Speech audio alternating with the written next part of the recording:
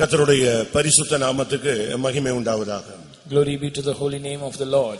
இந்த ஆசீர்வதிக்கப்பட்ட கூட்டத்தொடருடைய கடைசி கூட்டத்தில் வருகிற உங்கள் அனைவரையும் ஆண்டவராகிய இயேசு கிறிஸ்துவின் திருநாமத்தில் வாழ்த்தி வரவேற்கிறோம். In the holy name of our Lord Jesus Christ, we greet and welcome all of you who have participated in the final meeting of our series of convention. கர்த்தருடைய பரிசுத்த நாமத்துக்கு மகிமை உண்டாவதாக. Glory be to the holy name of the Lord.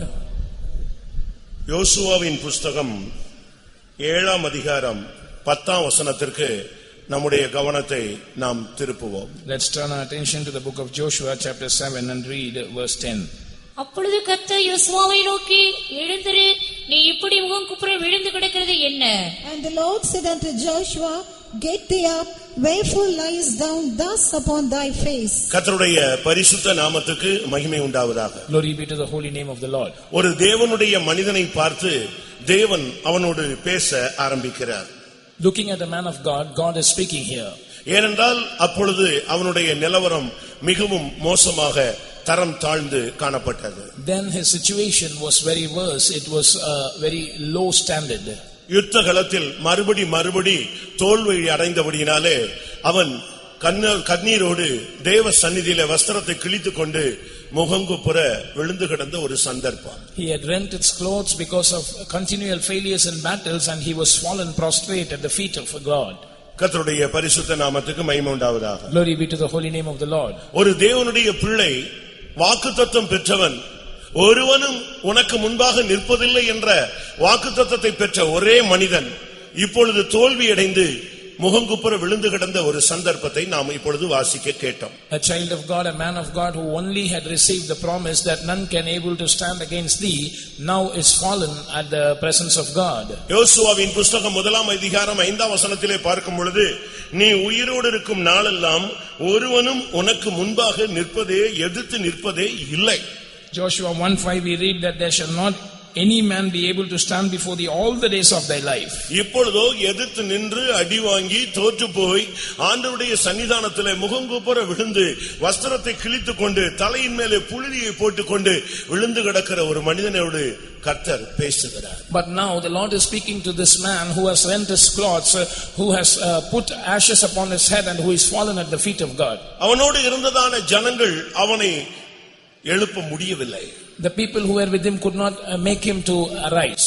அவனோடு வந்து அவர்களுக்கு பேச துணிவு இல்லை. They did not dare to come and speak with him. ஏனென்றால் அடிமேலே அடி விழுந்தபடியினாலே அவன் சோர்ந்து விடாய்த்து முகங்குப்புற விழுந்து கிடக்கிறான்.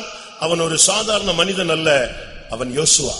He was not an ordinary man, he was Joshua, but because of continual failures, he is now bowed down, fallen at the feet of God. மோசேயினால் செய்ய முடியாத ஊழியத்தை கர்த்தர் நம்பி அவன் கையிலே கொடுத்திருந்தார். The ministry that Moses could not accomplish, the Lord trusted Joshua and entrusted this ministry into his hands. யோர்தானை கடக்க முடியாமல் மோசே தன்னுடைய ஓட்டத்தை முடித்த பொழுது மிகப்பெரிய பொறுப்பும் உத்தரவாதமும் இவனுடைய தோள்களின் மேலே வந்தது. பயத்தோடு இருந்த பொழுது, நான் மோசேயோடு இருந்தது போல உன்னோடு கூட இருப்பேன், உன்னை விட்டு நான் விலகுவதில்லை, உன்னை கைவிடுவதில்லை, உனக்கு முன்பாக ஒருவனை எதிர்த்து நிற்பதில்லை என்று சொல்லி அழைத்து கொண்டு வந்தாரே, அந்த மனிதன் இப்பொழுது முகங்குப்புற விழுந்து கிடந்தார். This man who was entrusted with the ministry, with the responsibility that Moses could not accomplish, but he died before crossing Jordan, Joshua now is fallen at the feet of God, prostrate. திடீரென்று அவனுக்கு ஒரு சத்தம். Suddenly a voice, எழுந்திரு, arise. அருமையான தேவனுடைய ஜனமே, இந்த மாலை வேளையில் இந்த கடைசி கூட்டத்தில் கர்த்தர் உனக்கு கொடுக்கிற ஒரே வார்த்தை, நீ இருக்கிற நிலவரத்திலிருந்து நீ எழுந்திரு.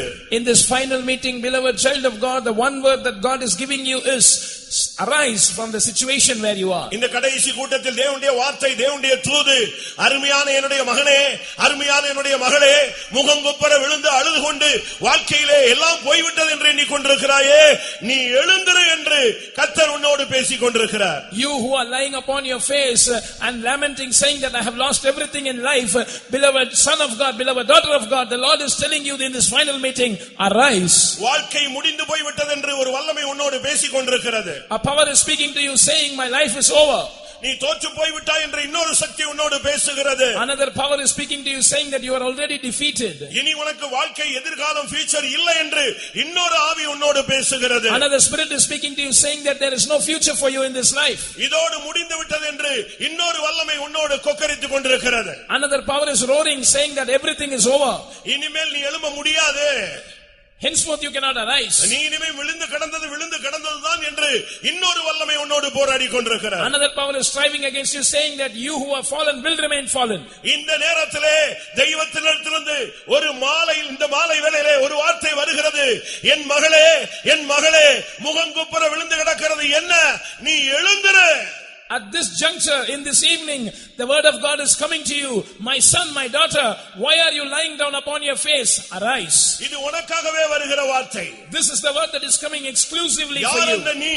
Who is that? You. நீதான் வாக்குத்தத்தம் பெற்ற தேவனுடைய ஜனம். You are the people of God who have received the promise. ஒவ்வொரு நாளும் வாக்குத்தத்தத்தின் சுதந்திரவாளிகள் நீங்கள் என்பதை ஒருபோது நீங்கள் மறந்து விடக்கூடாது. You must never forget that every day you are the heirs of promise. நீ தேவனுடைய பிள்ளை. You are a child of God. தேவனுடைய சுதந்திரவாளி. You are a heir of God. நீ மீட்கப்பட்டவன். You are a redeemed child of God. நீ கழுவப்பட்டவன். You are washed. நீ தூக்கி எடுக்கப்பட்டவன். You have been lifted up. நீ மீட்டுக் கொள்ளப்பட்டவன். You are redeemed. உனக்கென்று ஒரு சொந்தம் இருக்கிறது. அவர்தான் ஆண்டவராகிய இயேசு. You have someone whom you can call your own, and he is the Lord Jesus Christ. ஆனால் இப்பொழுதோ நீ முகங்குப்புற விழுந்து கிடக்கிறாயே, இது என்ன நியாயம்? But what is this that you are lying on your face? உன்னுடைய வாழ்வில் தோல்வி ஏற்பட்டிருக்கலாம். You might have encountered failures in life. அது ஏன் நடந்தது என்பதை நீ சிந்திக்க வேண்டிய நேரம். This is the time to ponder over the reason behind it. தடுமாற்றங்கள் வந்திருக்கலாம். You might have staggered. மனுஷீகத்தில் தவறுகள் வரும். Humanly mistakes will come. ஆனால் அவைகளை சரி செய்து கொள்ள வேண்டிய காலகட்டத்தில் சபை போய் கொண்டிருக்கிறது. But church is passing through a phase where it has to set right things. வாக்குத்தத்தம் பெற்றவர்கள் எல்லாரும் ஒரு விசை கைகளை உயர்த்தலாமா? Shall we lift up our hands, those who have received the promises? எனக்கு ஒரு வாக்குத்தத்தம் இருக்குன்னு உங்களுக்கு நிச்சயம் இருக்கிறதா? Do you have an assurance that I have a promise? அதுக்காக இந்த பைபிள்ல நியூ இயர்ல கொடுத்தாங்களே அதை பிடிச்சிட்டு நீங்க அப்படியே தொங்கிட்டே போக கூடாது. For that you must not hold on to a promise card that was given to you during the new year. ஒவ்வொரு பாஸ்டர்ட்டே ஒரு 30 வாங்கிட்டு வச்சிருப்பாங்க. They will go to different pastors and get 30 promises. இதெல்லாம் வாக்குத்தத்தங்கள் உண்மைதான். That is true, they are all promises. உன் காதுல ஒரு சத்தம் கேட்டுச்சு பாத்தியா, அதுதான் வாக்குத்தத்தம். A voice was heard in your ears, isn't it? That is the promise. இந்த வசனம் பைபிள்ல இருக்கிற வசனத்துல ஒரு வசனம் உன்னை நம்ப பண்ணின ஒரு வசனம் இருக்கும். உன்கிட்ட பேசி இருப்பாரு, அதுதான் உனக்குரியது. God made you to believe one of the promises in the Bible, and that is the verse that belongs to you. ஒருவேளை வியாதி நேரத்துல பேசி இருக்கலாம். He might have spoken to you during a time of மரண நேரத்துல sickness, பேசி இருக்கலாம். during a deathbed, தடுமாற்ற நேரத்துல பேசி இருக்கலாம். when you were staggering, பின்மாற்றத்துல பேசி இருக்கலாம். when you were backsliding, ஆக்சிடென்ட்ல நீ விழுந்து கிடக்கும்போது பேசி இருக்கலாம். when you were fallen in an accident. ஏதோ ஒரு சூழ்நிலையில உன்கிட்ட பேசினாரே, அந்த தெய்வத்தினுடைய அந்த வார்த்தை உங்களுக்கு இருக்கிறதா? In some situation the Lord spoke to you. Do you retain that word? ஆமா, என்கிட்ட பேசி இருக்கிறாரு, எனக்கு வாக்குத்தத்தம் இருக்கு அப்படின்னு சொல்றவங்க இப்ப கை வைத்துங்க. புரிஞ்சுக்கிட்டவங்க கை வைத்துங்க. Those who understood this, those who say yes, the Lord spoke with me, I have a promise, lift up your hands. எனக்கு ஒரு வாக்குத்தத்தம் இருக்கிறது. I have a promise. பிரியமானவர்களே, சில வாக்குத்தத்தங்கள் நிறைவேறி இருக்கலாம். Beloved ones, certain promises might have been fulfilled. ஆனால் இன்னும் சில வாக்குத்தத்தங்கள் உனக்காக வெயிட்டிங்ல இருக்கிறது. அது நிறைவேற வேண்டிய நாட்கள் இந்த வருஷமாக இருக்கும். But certain promises are in the waiting to be fulfilled. This might be the year where it will be fulfilled. எனக்கு கொடுத்த வாக்குத்தத்தங்கள் 2021ல நிறைவேறணும் அப்படி நான் எக்ஸ்பெக்ட் பண்ணி காத்திருந்து தவித்து ஏங்கி புலம்பி அந்த நாளை நான் பார்க்க விரும்புகிறேன் சொல்றவங்க கை வைத்துங்க பார்க்கலாம். Those who say I am longing and yearning and I am groaning and I am lamenting that the promises that Lord gave me must be fulfilled in 2021. I am anticipating that day. Put up your hands. எல்லாரும் கை அந்த நிச்சயம் உள்ளவங்க மட்டும் கைகளை வைத்துங்க பார்க்கலாம். Only those who have that assurance put up your hands. Hallelujah. Hallelujah. நீ வாக்குத்தத்தத்தின் சுதந்திரவாளி. முகங்குப்புற விழுந்து கிடப்பது தேவ சித்தம் அல்ல. You are a heir of promise. It is not the will of God that you lie down on your face. ஆண்டவர் ஒரே வார்த்தை தான் பேசினாரு. The Lord spoke one word. எழுந்திரு. Arise. அப்படியே தடுமாறி திகைச்சு அப்படியே எழும்பி பார்த்தா. He நீ முகங்குப்புற விழுந்து கிடக்கிறது என்ன? The Lord said, why are you fallen prostrate? யோசுவா 7ஆம் அதிகாரம் 13ஆம் வசனம் அந்த முதல் துவக்கத்தின் ஒரு பகுதியை வாசி. Read the first portion of Joshua 7:13. எழுந்திரு. இரண்டாவது விஷயம், அந்த மனிதனுக்கு ஒரு வார்த்தை வருகிறது.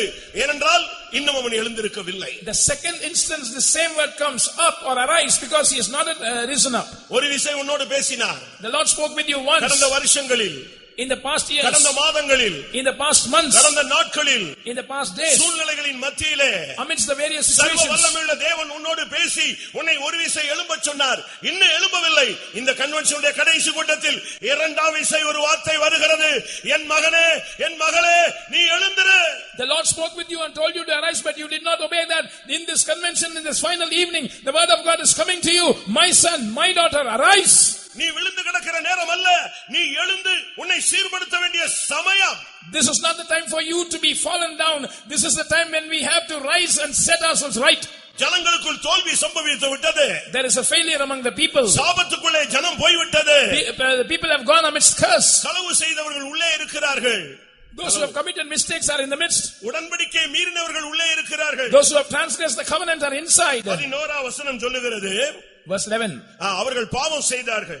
They committed sin. கட்டளையை மீறினார்கள். They transgressed the உடன்படிக்கையை commandment. மீறினார்கள். They broke the covenant. சாபத்தீடானதை எடுத்துக்கொண்டார்கள். They took the cursed things. களவு செய்து விட்டார்கள். They stole. வஞ்சித்து விட்டார்கள். They dissembled ஒளித்து also. வைத்துக் கொண்டார்கள். And they have put among their own உணர்வில்லாத stuff. ஒரு கூட்டமாய் ஜனம் மாறி போய் விட்டது. The crowd has become a apathetic crowd. இந்த சூழ்நிலையில இருந்து கொண்டு நீ முகங்குப்புற கிடந்தா என்ன அர்த்தம்? In this situation, if you are lying down on your face, what is the meaning? தோற்று போய்விட்டேன் என்று நீ சொல்லுகிறாய். You say, I have been defeated. எனக்கு ஏன் இப்படி நடந்தது என்று நீ 1000 கேள்வி கேட்டுக்கொண்டே இருக்கிறாய். You are asking 1000 questions saying that why did this happen to me? ஏன் தேவன் இதை அனுமதிச்சாருன்னு நீ பெரிய ஆராய்ச்சியே பண்ணிட்டு இருக்கிற, ஆனா இன்னும் பதில் உனக்கு கிடைக்கல. You are making a big research on why God permitted this to you. That's why you are not having the answer. ஆனாலும் இவைகளுக்கு மத்தியிலே தேவன் உன்னோடு பேச விரும்புகிறார். In the midst of this, God wants to speak to you. முதலாவது நம்மை சரிப்படுத்தினாலே போதுமானது. First of all, it is enough if we set ourselves right. உங்களுடைய குடும்பத்தை நீங்கள் சரிப்படுத்தினால் அதுவே போதுமானது. If you set your family right, that is enough. அபிஷேகம் பெற்ற தேவ ஜனங்கள் உங்களுடைய வாழ்க்கையை நீங்கள் சரிப்படுத்தினால் அது போதுமானது. Anointed people of God, if you set your lives right, that's enough. இது சபை தன்னை ஆயத்தப்படுத்தக்கூடிய ஒரு நேரம். This is a time when the church has to prepare itself. இது ஒரு மனிதன், தனி மனிதன், ஒரு தேவனுடைய ஊழியன், தேவனுடைய பிள்ளை தன்னை சீர்படுத்திக் கொள்ள வேண்டிய ஒரு time. This is a time when an individual, whether it is a child of God or a worker, has to set themselves right. இது பரிசுத்தம் பண்ணக்கூடிய ஒரு time. This is the time to sanctify ourselves. 7:13 கர்த்தர் பேசும் பொழுது, when God speaks in Joshua 7:13, ஜனங்களை பரிசுத்தம் பண்ணி சொல்ல வேண்டியது என்னவென்றால், நாளைய தினத்துக்கு உங்களை பரிசுத்தம் பண்ணிக்கொள்ளுங்கள். Sanctify the people and say, sanctify yourselves against tomorrow.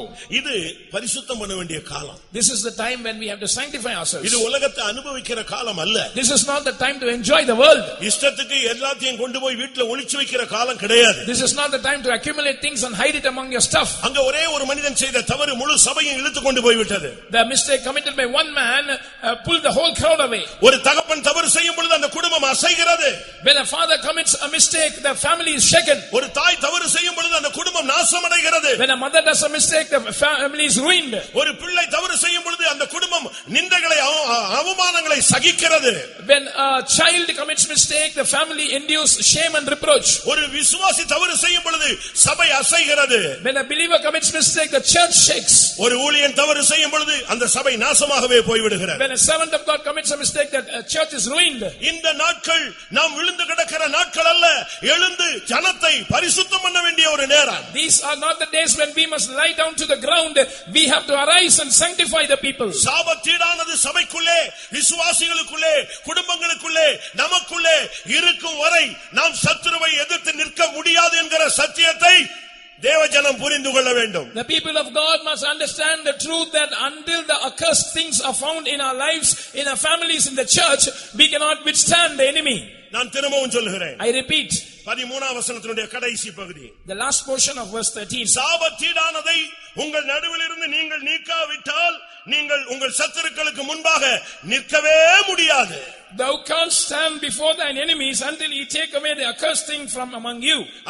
அருமையான தேவனுடைய ஜனமே, beloved people of God, இந்த கடைசி வார்த்தையை கேட்கும்படியாக ஆவலோடு வந்திருக்கிற அருமையான நண்பனே, you who have come eagerly to hear this last sermon, beloved, இந்த கடைசி கூட்டத்தில் நீ உன்னை பரிசுத்தம் பண்ண வேண்டிய நேரம்.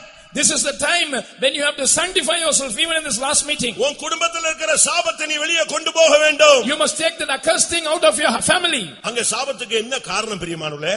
Beloved ones, what was the reason of the curse? 3 காரியத்தை எடுத்து ஒளிச்சு வச்சான்னு சின்ன குழந்தைகளுக்கு கேட்டா கூட சொல்லுவாங்க. Even the little children will answer that he hid 3 things. அவன் 3 காரியத்தை ஒளிச்சு வச்சிட்டான். He hid 3 things. ஒரு பொன் பாலம், Golden pot, கொஞ்சம் வெள்ளி சேக்கல், and some shekels ஒரு of silver அருமையான பாபிலோனிய சால்வை. and a goodly Babylonian garment. இந்த மூணையும் ஒளிச்சு வச்சான். இதுதான் இன்னைக்கு முகங்குப்புற விழா வைக்கிறதுக்கு காரணமாக மாறிவிட்டது. And he hid these three things, and that is why Joshua is now lying down to the ground. இது உன்னுடைய வாழ்க்கையில ஒளிஞ்சிருக்கான்னு கொஞ்சம் இப்ப டெஸ்ட் பண்ணி பார்க்கணும். Now you must test yourself and see whether these things are hidden in your life. ஒரு விசுவாசி பெரிய சாபத்துக்குடான பெரிய பாவத்தை செய்ய போகிறது இல்ல. A believer is not going to do a great sin. கொஞ்ச நேரத்துக்கு முன்னால சாட்சியில கேட்டீங்களா, மனசாட்சி கொஞ்சம் வேலை செய்யும். As you heard in the testimony a little while ago, the conscience will work. ஒரு ஊழியக்காரனும் மனப்பூர்வமா தப்பு செய்ய போறது இல்ல. A servant of God also will not willingly commit sin. ஆனா ஏன் இன்னைக்கு விசுவாசி சபிக்கப்பட்டவனா சபைக்குள்ள கிடக்குறான்? But today why are believers lying in a cursed state ஏன் in the ஊழியக்காரங்க church? சபிக்கப்பட்டவங்களா சபைக்குள்ள தேவனுடைய வீட்ல கிடக்குறாங்க? Why are servants of God in a cursed state in the house of God? Reason என்ன? What is the reason? அங்க ஒரே தவற ஆண்டவர் ஒவ்வொரு விதமாக பேசுகிறார். One mistake the Lord quotes it in different ways. அவங்க எடுத்து வச்சிட்டாங்க, அதுதான் தவறு. ஆனா களவு செஞ்சிட்டாங்கன்னு சொல்றாரு, வஞ்சிட்டாங்கன்னு சொல்றாரு, உடன்படிக்கை மீறிட்டான்னு சொல்றாரு, அவன் பாவம் செஞ்சிட்டான்னு சொல்றாரு, அவன் ஒளிச்சு வச்சிட்டான்னு சொல்றாரு, சாபத்தீடானதை வச்சிட்டான்னு சொல்றாரு. ஒரே பாவத்துக்கு எத்தனை குற்றச்சாட்டு என்பதை நீங்கள் சிந்தித்து பாருங்க. He took certain object, but the Lord accuses many accusations. He says they have sinned, they have transgressed my covenant, they have taken the accursed thing, they have stolen, they have dissembled also, and they have hid it among the stuffs. காரணம் அந்த பொன்னை ஒளித்து வைத்திருந்தான். Reason, he had hid that gold. அந்த வெள்ளியை ஒளித்து வைத்திருந்தான். He had hid that silver. அங்க இருந்த அந்த பாபிலோனிய சால்வையை ஒளித்து வைத்திருந்தான். And he had hid that Babylonian garment. சபைக்குள்ள இருக்கிற சாபம் இதுதாங்க. This is the curse in the church, beloved. விசுவாசிகளுக்குள்ள இருக்கிற சாபம் இதுதான். This is the curse among the believers. ஊழியக்காரனுக்குள்ள ஃபெய்த்தமுக்குள்ள இருக்கிற சாபம் இதுதான். This is the curse amongst the servants of God in the faith home. வேற ஒரு சாபம் இல்ல. No other curse. உன்னுடைய விசுவாச ஜீவியத்தை வெளியரங்கமாக செய்யாமல் விசுவாச ஜீவியத்தை ஒளிச்சு வைத்து விசுவாசத்தை செயலில்லாமல் மாற்றி விட்டாயே, அதுதான் உன்னுடைய சாபம். You have not lived your faith life in open, you have hid it, and your faith has become without works, and that is the curse. கிரியை இல்லாத விசுவாசம் செத்தது. Faith without works is dead. உன்னுடைய விசுவாசம் எங்கே? Where is your faith? அநேகரிடத்துல விசுவாசம் இல்ல. விசுவாசம் இருந்தது, கொண்டு போய் ஒளிச்சு வச்சாச்சு, பூமியில மூடி புதைச்சு வச்சிட்டான். Many people have no faith. They had faith once, now they have dug the earth and they have put it inside. இரண்டாவது வெள்ளியை கொண்டு போய் ஒளிச்சு வச்சாச்சு. Secondly, the silver also. ஆசையாய் எடுத்த கிருபையை, ஆசையாய் வாங்கிக் கொண்ட எல்லாவற்றையும், கிருபை, வரங்கள், ஈவுகள், தாளந்துகள் எல்லாவற்றையும் புதைத்து வைத்துக் கொண்டு இப்ப தோத்துட்டேன்னு சொல்லி மோகங்குப்புற விழுந்தா யார் அதுக்கு பதில் செய்வது? You eagerly and desirously asked for the graces and gifts and talents, and God gave you all that. Now you have hid it in the ground, and now you have fallen, saying, I have lost everything. Who is responsible for that? கர்த்தர் உனக்கு கொடுத்த தரிசனம் எங்கே? Where is the vision that the Lord gave you? உனக்கு கொடுத்த வரம் எங்கே? Where is the gift that the Lord gave you? தாளந்துகள் எங்கே? Where are the talents? நீ கேட்டு பெற்றுக்கொண்ட வகையை நினைத்து மனம் திரும்பி திரும்பி வா, அப்பொழுதுதான் உனக்கு இரக்கம் கிடைக்கும். Be reminded of the way in which you requested these things from the Lord and repent, then you will have mercy. அது மாத்திரமல்ல, ஒரு பாபிலோனிய சால்வையை உள்ளத்துக்கு வச்சிருக்கிற.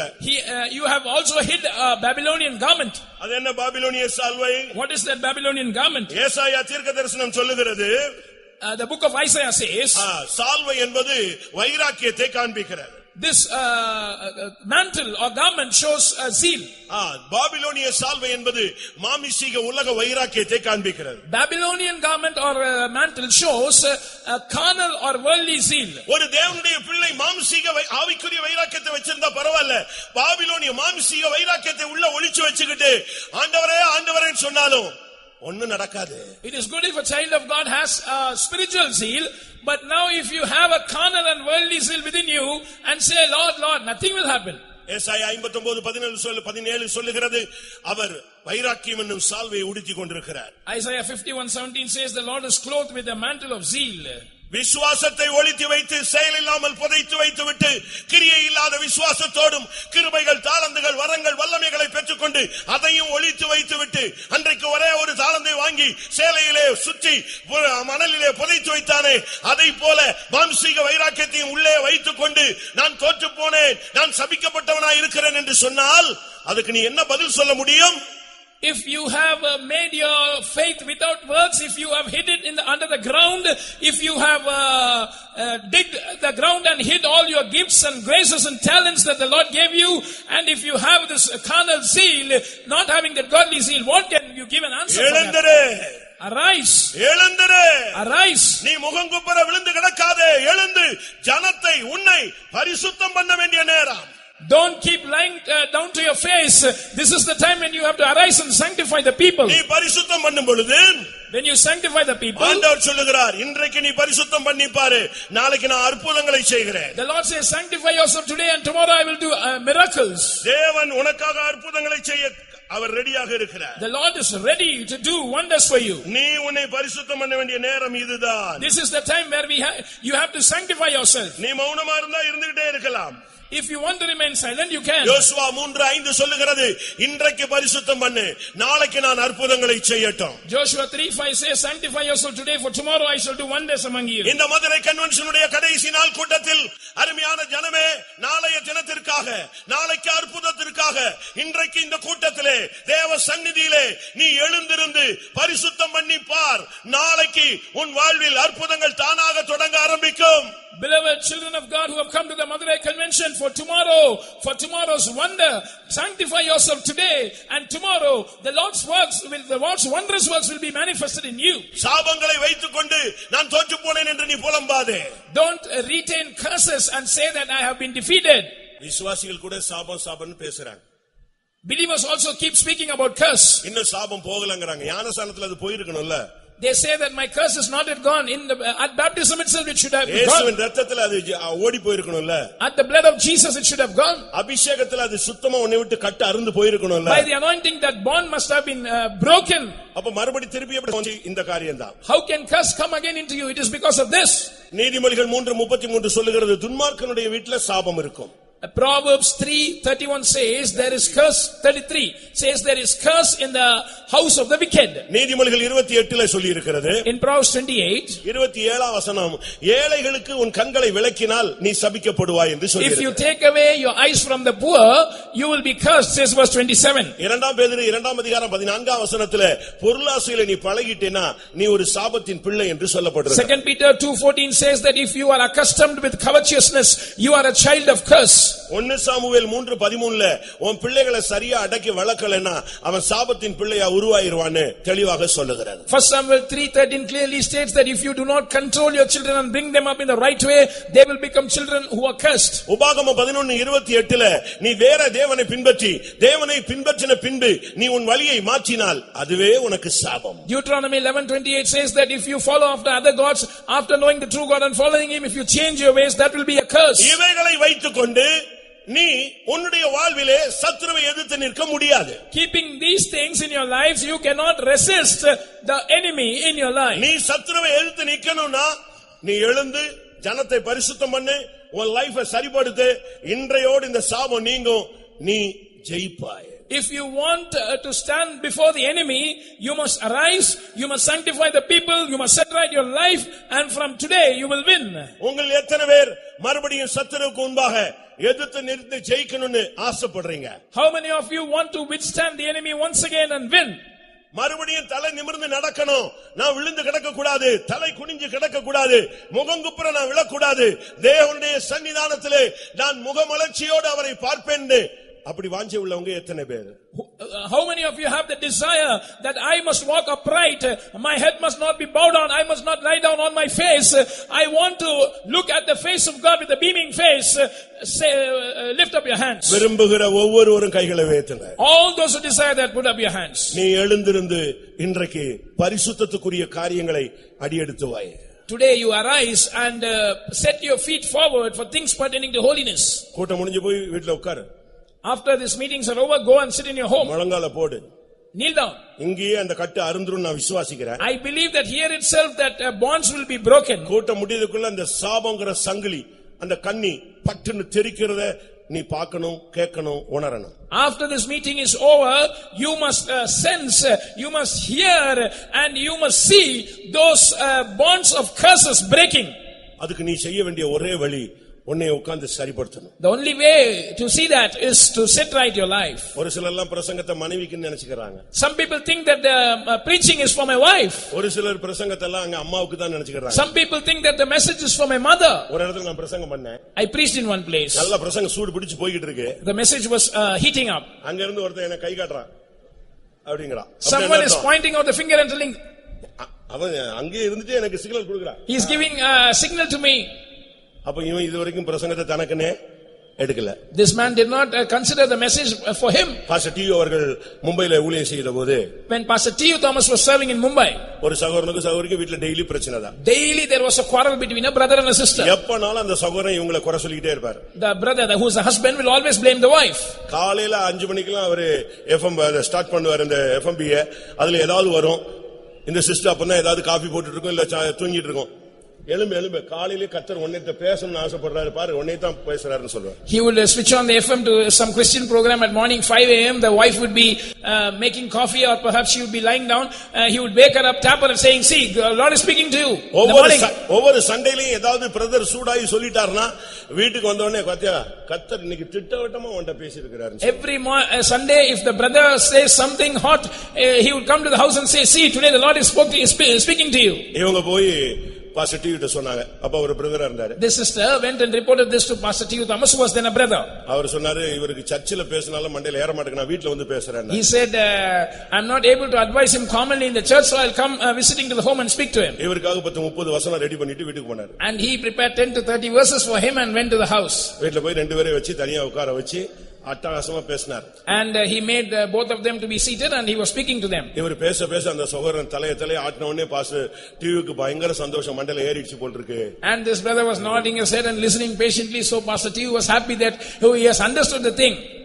ஒரு மணி நேரம் பேசி முடிச்சாரு. After 1 hour of lecture, அந்த ஐயா சொன்னாரு, that brother said, உனக்காக பிரதர் எவ்வளவு கஷ்டப்பட்டு வசனம் எல்லாம் எடுத்து வந்திருக்காரு பாத்தியா. see how with how much difficulty brother has brought all these verses for you. அதே மாதிரி இப்ப கடைசி கூட்டத்துல சாபம் நீங்கிறதுக்கு நான் வழி சொல்லிக்கிட்டு இருக்கிறேன். என் வைஃபால தான் ஆதாமா மாறிடாதீங்க, ஏவாளா மாறிடாதீங்க, உங்களை நீங்களே இப்ப பரிசுத்தம் பண்ண வேண்டிய time. So when I am sharing the word of God with you in this last meeting, don't become an Adam or Eve accusing each other. The word of God is for you. This is the time to sanctify yourself. ஆண்டவர் ஒன்றதான் பேசுறாரு. ஏன் நீ முகங்குப்புற விழுந்து கிடக்கிறது என்ன? நீ எழுந்திரு. The Lord is speaking to you saying, why are you lying down to your face? நீ சத்துருவுக்கு முன்பாக நிற்க முடியாமல் நீ தடுமாறுகிறாய். You are staggering, unable to stand before the enemy. உனக்கு நல்ல வாக்குத்தத்தங்கள் உண்டு. You have good promises. நல்ல தரிசனம் உண்டு. Good vision. நல்ல ஊழியம் உண்டு. Good ministry. நல்ல அழைப்பு உண்டு. Good calling. நல்ல நம்பிக்கை உண்டு. Good hope. நல்ல நிச்சயம் உண்டு. Good assurance. ஆனால் இப்பொழுது ஏன் நீ முகங்குப்புற விழுந்து கிடக்கிறாய்? Why are you fallen upon your face? அபிஷேகம் பெற்ற தேவனுடைய ஜனமே, தேவனுடைய சபையே, முகங்குப்புற விழுந்து கிடக்கிறது என்ன? எழுந்திரு. Anointed child of God, O church of God, why are you fallen down upon your face? Arise. ஆண்டவருடைய சமூகத்திலே குடும்பமாய் உட்கார்ந்து உங்களை பரிசுத்தம் பண்ணுங்க. Sit as a family in the presence of God. Sanctify yourself. எல்லா குற்றத்தையும் உங்கள் மேல் ஏற்றுக்கொள்ளுங்கள். Take all the blame upon you. இப்படி புருஷன் குற்றத்தை மனைவி குற்றத்தை புருஷன் ஒருத்தர் குற்றத்தை ஏற்றுக்கொண்டு ஒருவருக்கொருவர் ஜெபம் பண்ணும் பொழுது இந்த கன்வென்ஷனுடைய கடைசி கூட்டத்திலே மதுரை சென்ட்ரல்ல உள்ள குடும்பங்கள் உள்ள சாபங்கள் தெரிக்கும். When you take the fault of others upon you, when you pray for one another, at the end of this convention, the curses in all the families of Madurai Center will break. கர்த்தருடைய பரிசுத்த நாமத்துக்கு மகிமை உண்டாவதாக. Glory be to the holy name of the Lord. அப்போஸ்தலர் 12 அதிகாரம் 7 வசனத்தை நாம் பார்க்கும் பொழுது, coming to Acts of the Apostles chapter 12 and verse 7, இங்கே ஒரு தூதன் வந்து ஒரு வார்த்தை சொல்லுகிறான், நீ எழுந்திரு. Here an angel comes and tells a word, arise. அப்படியானால் என்ன அர்த்தம்? What is the meaning of that? பழைய ஏற்பாடானாலும் சரி புதிய ஏற்பாடானாலும் சரி தேவனுடைய ஜனம் எழுந்திருக்க வேண்டிய காலம் இதுவே. If it is Old Testament or if it is New Testament, this is the time when the people of God have to arise. இங்கே பிரதானமான ஒரு அப்போஸ்தலனுக்கு தேவதூதன் வந்து வார்த்தை சொல்லுகிறார். Here the angel of God is sent to a chief apostle and says this word. அங்கே நடந்தது என்ன? What happened? ஏரோது ஏற்கனவே யாக்கோபை கொலை செய்து விடுகிறார். Herod had already killed James. யோவானுடைய சகோதரனாகிய யாக்கோபை அவன் பட்டயத்தினால் கொலை செய்தான் என்று 2 வசனம் சொல்லுகிறது. Verse 2 says Herod killed James the brother of John with the sword. அப்போஸ்தலர் 12:2ல சொல்லப்பட்டிருக்கிறது. Acts 12:2 says that. அப்படி கொன்றதை ஜனங்கள் வரவேற்றார்கள். People were pleased with that killing. அப்போஸ்தலர்களை கொன்றா ஜனங்கள்லாம் ரொம்ப இன்ட்ரஸ்டா இருக்காங்கன்னு சொல்லி அடுத்து பேதுருவை டார்கெட் பண்ணிட்டான். So the people are very much pleased when the apostles are being slaughtered. So Herod targeted Peter. அவனுக்கு எப்படியாவது பேதுருவை காலி பண்ணிட்டா இன்னும் ஜனங்கள் உற்சாகமாயிருவாங்க. So he thought people would be welcoming him further if Peter is killed. ஆனபடியால் பேதுருவை பிடிச்சு ஜெயில்ல வச்சிட்டான். Now he had put Peter in the prison. அருமையான தேவனுடைய ஜனமே, beloved people of God, உன்னை அழிப்பது பிசாசுக்கு ரொம்ப இன்ட்ரஸ்டான ஒரு subject. It is a very interesting subject for the devil to destroy உன்னை you. திருடுவது, உன்னை கொல்லுவது, உன்னை அழிப்பது, உன்னை ஒண்ணுமில்லாம உன்னை அப்படியே பிரேக் பண்ணி முகங்குப்புற உன்னை விழ வைக்கிறது, உன்னை கட்டுகிறது, உன்னை சிறைச்சாலையில போடுகிறது, உன்னை வேதனைப்படுத்துவது பிசாசுனுடைய ஒரு ஆசை. To kill you, to steal you, to destroy you, to bound, to make you be bound, to make your head bowed down, to make you lie down upon your face and to imprison you. These are all things that the devil likes very much. இது பிசாசுனுடைய வாஞ்சை, இல்லாண்ட பார்வோனுடைய ஆசை. This is the desire of Satan or the desire of Pharaoh. யாத்திராகமம் 15:9 நீங்க படிச்சு பாத்தீங்கன்னா, When you see Exodus 15:9, தொடருவேன், பிடிப்பேன், கொள்ளையாடி பங்கிடுவேன், என் ஆசை அவர்களிடத்தில் திருப்தியாகும், என் பட்டயத்தை உருவுவேன், என் கை அவர்களை சங்கரிக்கும் என்று பகைஞன் சொன்னான். There we read that the enemy said that I will follow, I will overtake, I will divide the spoil, my lust shall be satisfied with them, I will draw my sword and my hand shall destroy them. ஊழியக்காரங்களை தொடருவேன், பிடிப்பேன், அவர்களை அழிப்பேன், அவர்களை வியாதியிலே படுக்க வைப்பேன், மரண படுக்கையிலே வைப்பேன், அவிசுவாசிகளாய் அவர்களை மாற்றுவேன், அவர்களுடைய ஊழியத்தை நான் தடுத்து நிறுத்துவேன். இதுதான் பிசாசனுடைய எண்ணம்.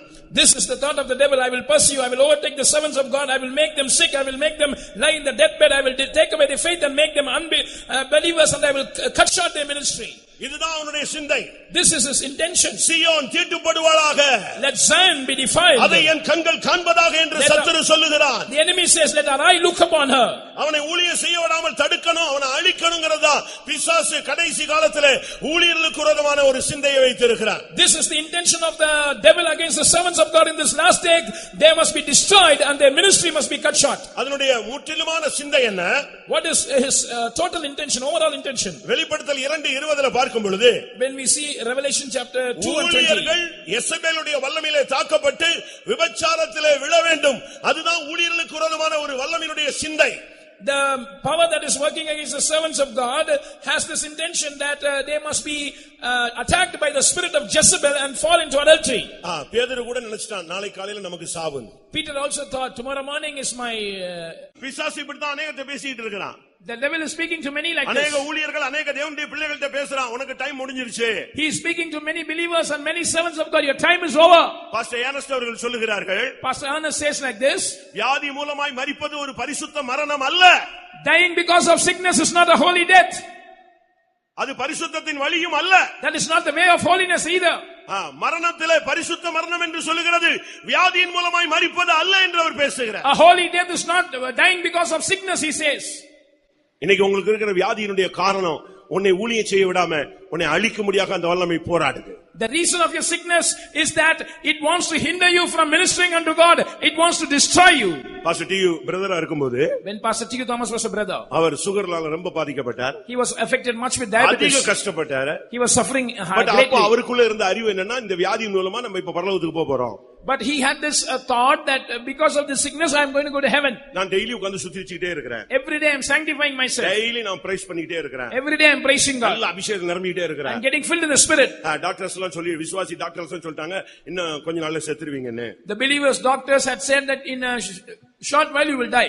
இப்படி தான் அவர் சிந்திச்சு அவர் உட்கார்ந்து இருந்தார். He was also thinking along these ஒவ்வொரு lines. நாளும் தன்னை ஆயத்தப்படுத்துவது. Every day he was preparing himself. ஒரு நாள் காலையில அதிகாலையில ஜெபம் அங்க நடந்துட்டு இருக்கும்போது, one day early morning when the prayer was going on, இவர் பெட்ல உட்கார்ந்து அப்படியே உட்கார்ந்து நோஞ்சா மாதிரி உட்கார்ந்து ஸ்தோத்திரம் பண்ணிட்டு அபிஷேகம் நிறைஞ்சிட்டு இருந்தார். he was like a sickly person on his bed. He was praising God and getting filled in the spirit. திடீரென்று suddenly அவருக்கு உள்ள இருந்து ஒரு கருப்பு உருவம் குதிச்சு வெளியே வந்து நின்னுச்சு. a black figure jumped out of him and stood out. அப்படியே திரும்பி பார்த்தாரு. He turned and saw that. நான் ஊழியக்காரன், I am a servant of God, அபிஷேகம் பெற்றவன், I am anointed. இன்னும் 4 நாள்ல பரலோகத்துக்கு போறதுக்கு ரெடி ஆகிட்டு இருக்கேன். in 4 days I am preparing to go to heaven. எனக்குள்ள இருந்து ஒரு கருப்பு உருவமா, a black demon out of me. What is this? ஆவியில் நினைச்சிட்டு இருக்கும்போது எனக்குள்ள இருந்து தான வெளியே வந்து நிக்குது இது. I am sure when I got filled in the spirit it is coming out of me. இது என்ன ஆண்டவரே? நான் what is this, Lord? இதுதான் உனக்குள்ள இருந்த சுகர் ஆவி அப்படின்னு ஒரு சத்தம் கேட்டுச்சு. He heard a voice. This was the spirit of diabetes that was in you. உடனே ஒரு அபிஷேகத்தில் நிறைஞ்சிட்டாரு. Immediately he got filled in the spirit. அது ஒரு மனுஷ ஆவி மேலேயே அப்படியே ஃபெய்த்தம் விட்டு வெளியே போய் ரோட்டை கிராஸ் பண்ணி எதிர்த்தாக்குல இருந்த சீக்கியர்களுடைய குருத்துவார சைடுல போய் அது வாட்டுக்கு அப்படியே போயிடுச்சு. Just like a human being walks, the spirit walked out of the Faitum, crossed the road. There was a Gurudwara nearby. It went by the side of the Gurudwara. Sugar வியாதியில இருக்கிறவங்கள இப்ப கை வைக்க மாட்டீங்க. If I ask to lift up your hands, you will not lift up your hands, those who have the spirit of diabetes. நான் கொஞ்சம் முன்னால நான் டெக்னிக்கலா பேசியிருந்தா நீங்க எல்லாரும் இப்ப கை வைத்திருப்பீங்க. If I had spoken technically, you would have lifted up. இப்போ 2000 ஆவியை கண்டுபிடிச்சிருக்கலாம். Now we can diagnose that spirit. அப்படிதானே? ஏன்னா இப்ப எல்லாரும் ஒரு டிகிரி மாதிரி அதை வாங்கி வச்சிருக்காங்க. Now everyone have that as a degree. நான் யாரையும் பரியாசம் பண்ணல. I am not mocking at anyone. நல்லா புரிஞ்சுக்கணும், அந்த வியாதிக்கு பின்னால அந்த ஆவி இருந்தது அவர் சொல்றார். அபிஷேகத்துல நிறையும் பொழுது அது வெளியே போனது. அவருடைய அந்த சுகருடைய சிம்டம்ஸ் எல்லாமே அவரை விட்டு விலகிருச்சு. எல்லாரும் சொன்னாங்க செக் பண்ணி பாருன்னு. இல்ல நான் தேவனை சோதிக்க ரெடி இல்லைன்னு சொன்னாரு. அடுத்த மாசத்துல அவருக்கு ஃபாரினுக்கு வாய்ப்பு கிடைச்சது. மெடிக்கல் செக்அப்ல ஜெயிச்சிட்டாரு. அதுக்கு பிறகு ஃபாரின்ல ஊழியம் செஞ்சு சீஃப் பாஸ்டரா வந்து சேர்ந்தாரு. சுகர் உன்னை அழிக்கும்படியான சக்தி என்பதை நீ புரிந்து கொள்ள வேண்டும். Understand what Pastor T. Thomas says. He clearly said that there was a spirit behind that sickness. But when people said, diagnose yourself and check it, he refused to tempt God. But the next month he got an opportunity to serve God abroad. And when medical examination was done, he did not have that diabetes. And he served God abroad in many countries. He was overcome that sickness and he also became a chief pastor. பிரியமானவர்களே, அப்போஸ்தலனாகிய பேதுருவை காலையில விசாரணை என்ற பெயரிலே கொல்லும்படியாக அவன் தீர்மானித்த பொழுது, இரவிலே ஒரு தூதன் வந்து நீ எழுந்திரு, சீக்கிரமா எழுந்திரு என்று அவனை தட்டி எழுப்பினதாக அப்போஸ்தலர் 12:7 வாசிக்கிறோம். வாசிக்கலாம். When Peter was imprisoned in the name of a trial, Herod was planning to execute him the next day. At midnight an angel came and said, arise. We read about that in Acts 12:7. அறையில வெளிச்சம் பிரகாசித்தது. அவன் பேதுருவை வினாவிலே தட்டி சீக்கிரமாய் எழுந்திரு என்று அவனை எழுப்பினான். உடனே சங்கிலிகள் அவன் கைகளிலிருந்து விழுந்தது. சீக்கிரமாய் எழுந்திரு, arise quickly.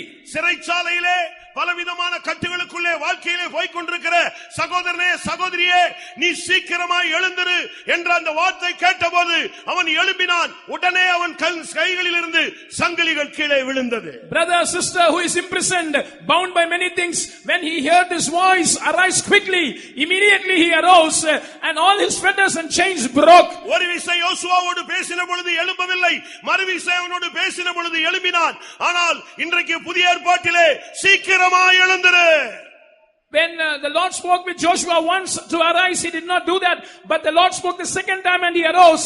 But today to the New Testament church, the voice of the Lord comes, arise quickly. சீக்கிரமாய் எழுந்திரு என்று சொன்ன உடனே அவன் எழும்பிட்டான். எல்லா சங்கிலிகளும் விழுந்துருச்சு. When it was told him, arise quickly, he arose immediately and all the chains fell off. அவன் வெளியே வர்றான். He came out. எல்லா கதவும் திறக்குது. All doors opened. அவன் நேர போய் ஜனங்கள் விசுவாசிகள் ஜெபிச்சிட்டு இருந்த இடத்துக்கே போய் சேர்ந்துட்டான். He directly went to the place where the believers were praying. எவ்வளவு ஆச்சரியமான ஒரு காரியம். What a wonderful thing. பிரியமானவர்களே, இதை சமீபத்துல ஒரு புக்ல நான் ரொம்ப நாளைக்கு முன்னால படிச்சேன். யூன் என்கிற ஒரு சைனீஸ் ஒருத்தர் இருக்கிறார். I read before many days in a book, there is a Chinese called Yun.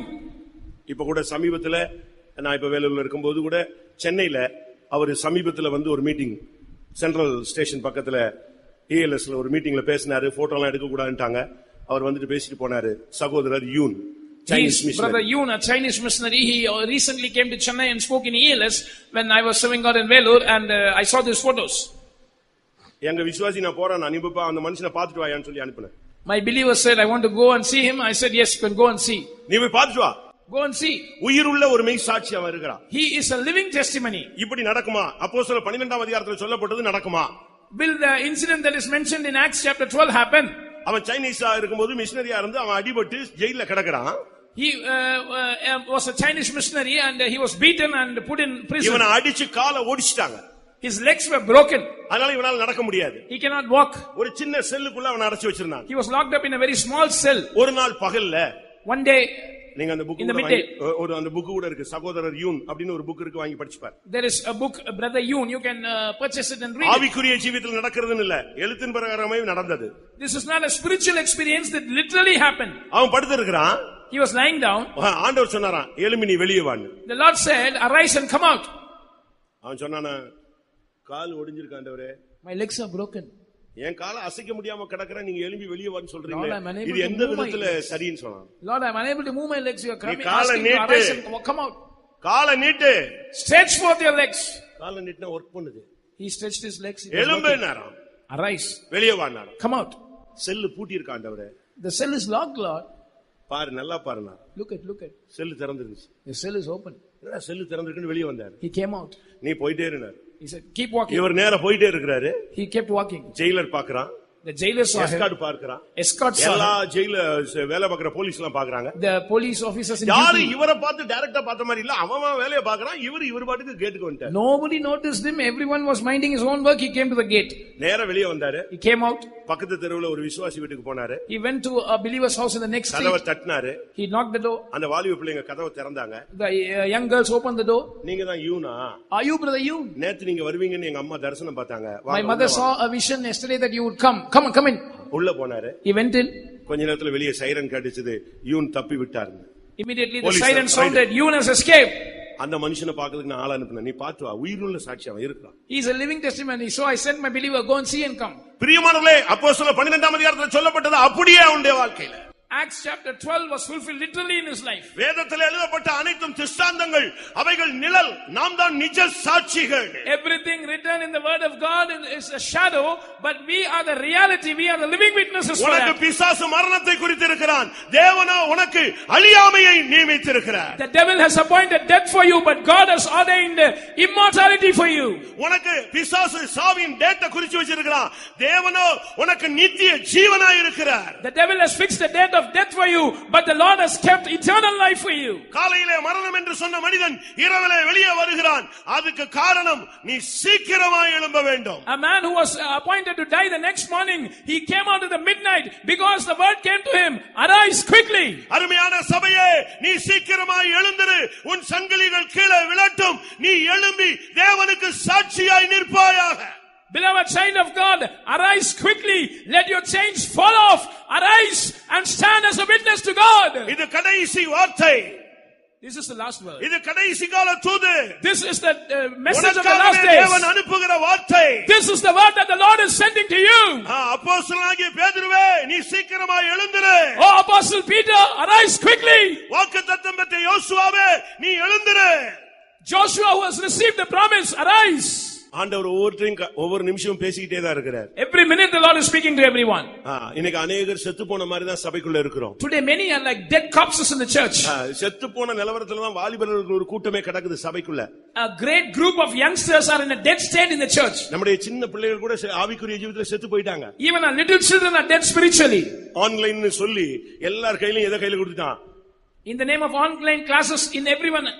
எல்லா பிள்ளைங்க கையில என்ன இருக்கு? 3ஆம் கிளாஸ் பிள்ளைகளுக்கும் 1ஆம் கிளாஸ் பிள்ளைகளுக்கும் என்ன இருக்கு? கையில பிசாசு ஒன்னு அழகா ஒன்னு கையில கொடுத்துட்டான். நீ இப்பொழுதே உன்னுடைய வழியை மாற்றிக் கொள்வாயாக. In everyone's hands, the devil has given a gadget saying that you can change your way, you can go off track right now, even standard 1 and 3. எங்க கன்வென்ஷன் நடந்துச்சு. Our convention came. ஒரு சகோதரன் பாத்ரூம் போனாரு. One brother went to the toilet. கதவை தட்டினா உள்ள இருந்து ஆள் வெளியே வர மாட்டேங்கிறான். And he knocked the door, nobody is coming out. Wait பண்ணிட்டே இருக்கிறாரு. He was waiting there. உள்ள இருந்து வெளியே வந்தா 2 பையன் வர்றான். 2 boys came out. எப்படி? பாத்ரூமுக்கு வந்து ஒரே பாத்ரூம்ல இருந்து 2 பேர் வெளியே வரான். From one single bathroom 2 boys came out. வெளியே வந்ததுல ஒன்னு அவர் பையன். One was his boy. என்னடா பண்றதுன்னு கேட்டா, what to do? அந்த பையனுக்கு செல் இருக்கு, இவனுக்கு செல் இல்ல. This boy had a cell phone, the other boy didn't have. அவனுக்கு ஃபயர் ஃப்ரீ எப்படி இன்ஸ்டால் பண்ணனும் இறக்கணும்னு தெரியுது, இவனுக்கு அது தெரியல. The first boy knew how to install fire free, the second boy did not know. அதனால இப்ப எங்க வச்சு பண்றது? கன்வென்ஷன் நடக்குதா? அதனால 2 பேரும் செலக்ட் பண்ண இடம் அருமையான ஒரு ஒளிப்பிடம் ஏதேன் தோட்டத்துல ஒரு பாத்ரூம் பிடிச்சிட்டாங்க. Where to install free fire? The place that they chose was a bathroom in the Garden of Eden. கர்த்தர் பாருங்க, பெத்த தகப்பனே கரெக்ட்டா வந்து கதவை தட்ட வைக்கிறார். The Lord made the father to go there and knock the door. உள்ள இருந்து வெளிய வரும்போது 2 பேரும் திருடர்கள் மூல வராங்க. They came out as thieves. மிஞ்சி போயிட்டா 12 வயசு. At the maximum 12 years. அதிகபட்சம் 12 வயசு. Or இன்னைக்கு சிறு வயதிலேயே மனுஷனுடைய எண்ணங்கள் சிந்தைகள் கெட்டு போனதாக ஆதியாகமம் சுட்டி காட்டுகிறது. The book of Genesis says that right from his young age the imaginations of man's are wicked continually. 21ஆம் நூற்றாண்டுல தான் சின்ன பிள்ளைங்க கெட்டு போயிட்டாங்கன்னு நினைக்காதீங்க. Don't think that only in the 21st century the little children are spoiled. ஆதியாகமம் 6ஆம் அதிகாரம் சொல்லுகிறது, Genesis chapter 6 says, 5ஆம் வசனம் என்ன சொல்லுகிறது? verse 5, அவன் இருதயத்தின் நினைவுகளின் தோற்றம் நித்தமும் பொல்லாததாய் மாறி இருக்கிறது. every imagination of the thoughts of his heart was only evil continually. 8ஆம் அதிகாரம் 21ஆம் வசனம் சொல்லுகிறது, 8:21 Genesis, அவன் இருதயத்தினுடைய நினைவுகள் அவன் சிறுவயது தொடங்கி பொல்லாததாய் இருக்கிறது. for the imagination of man's heart is evil from his youth.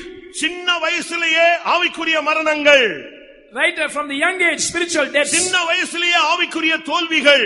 Right from the young age, spiritual defeats. இதுல உள்ள பிரச்சனை என்னன்னா, The problem in this is, parents நல்ல குவாலிட்டியான believers. the parents are good quality believers. நல்ல கவனிங்க. Listen. parents வந்து அருமையானவங்க.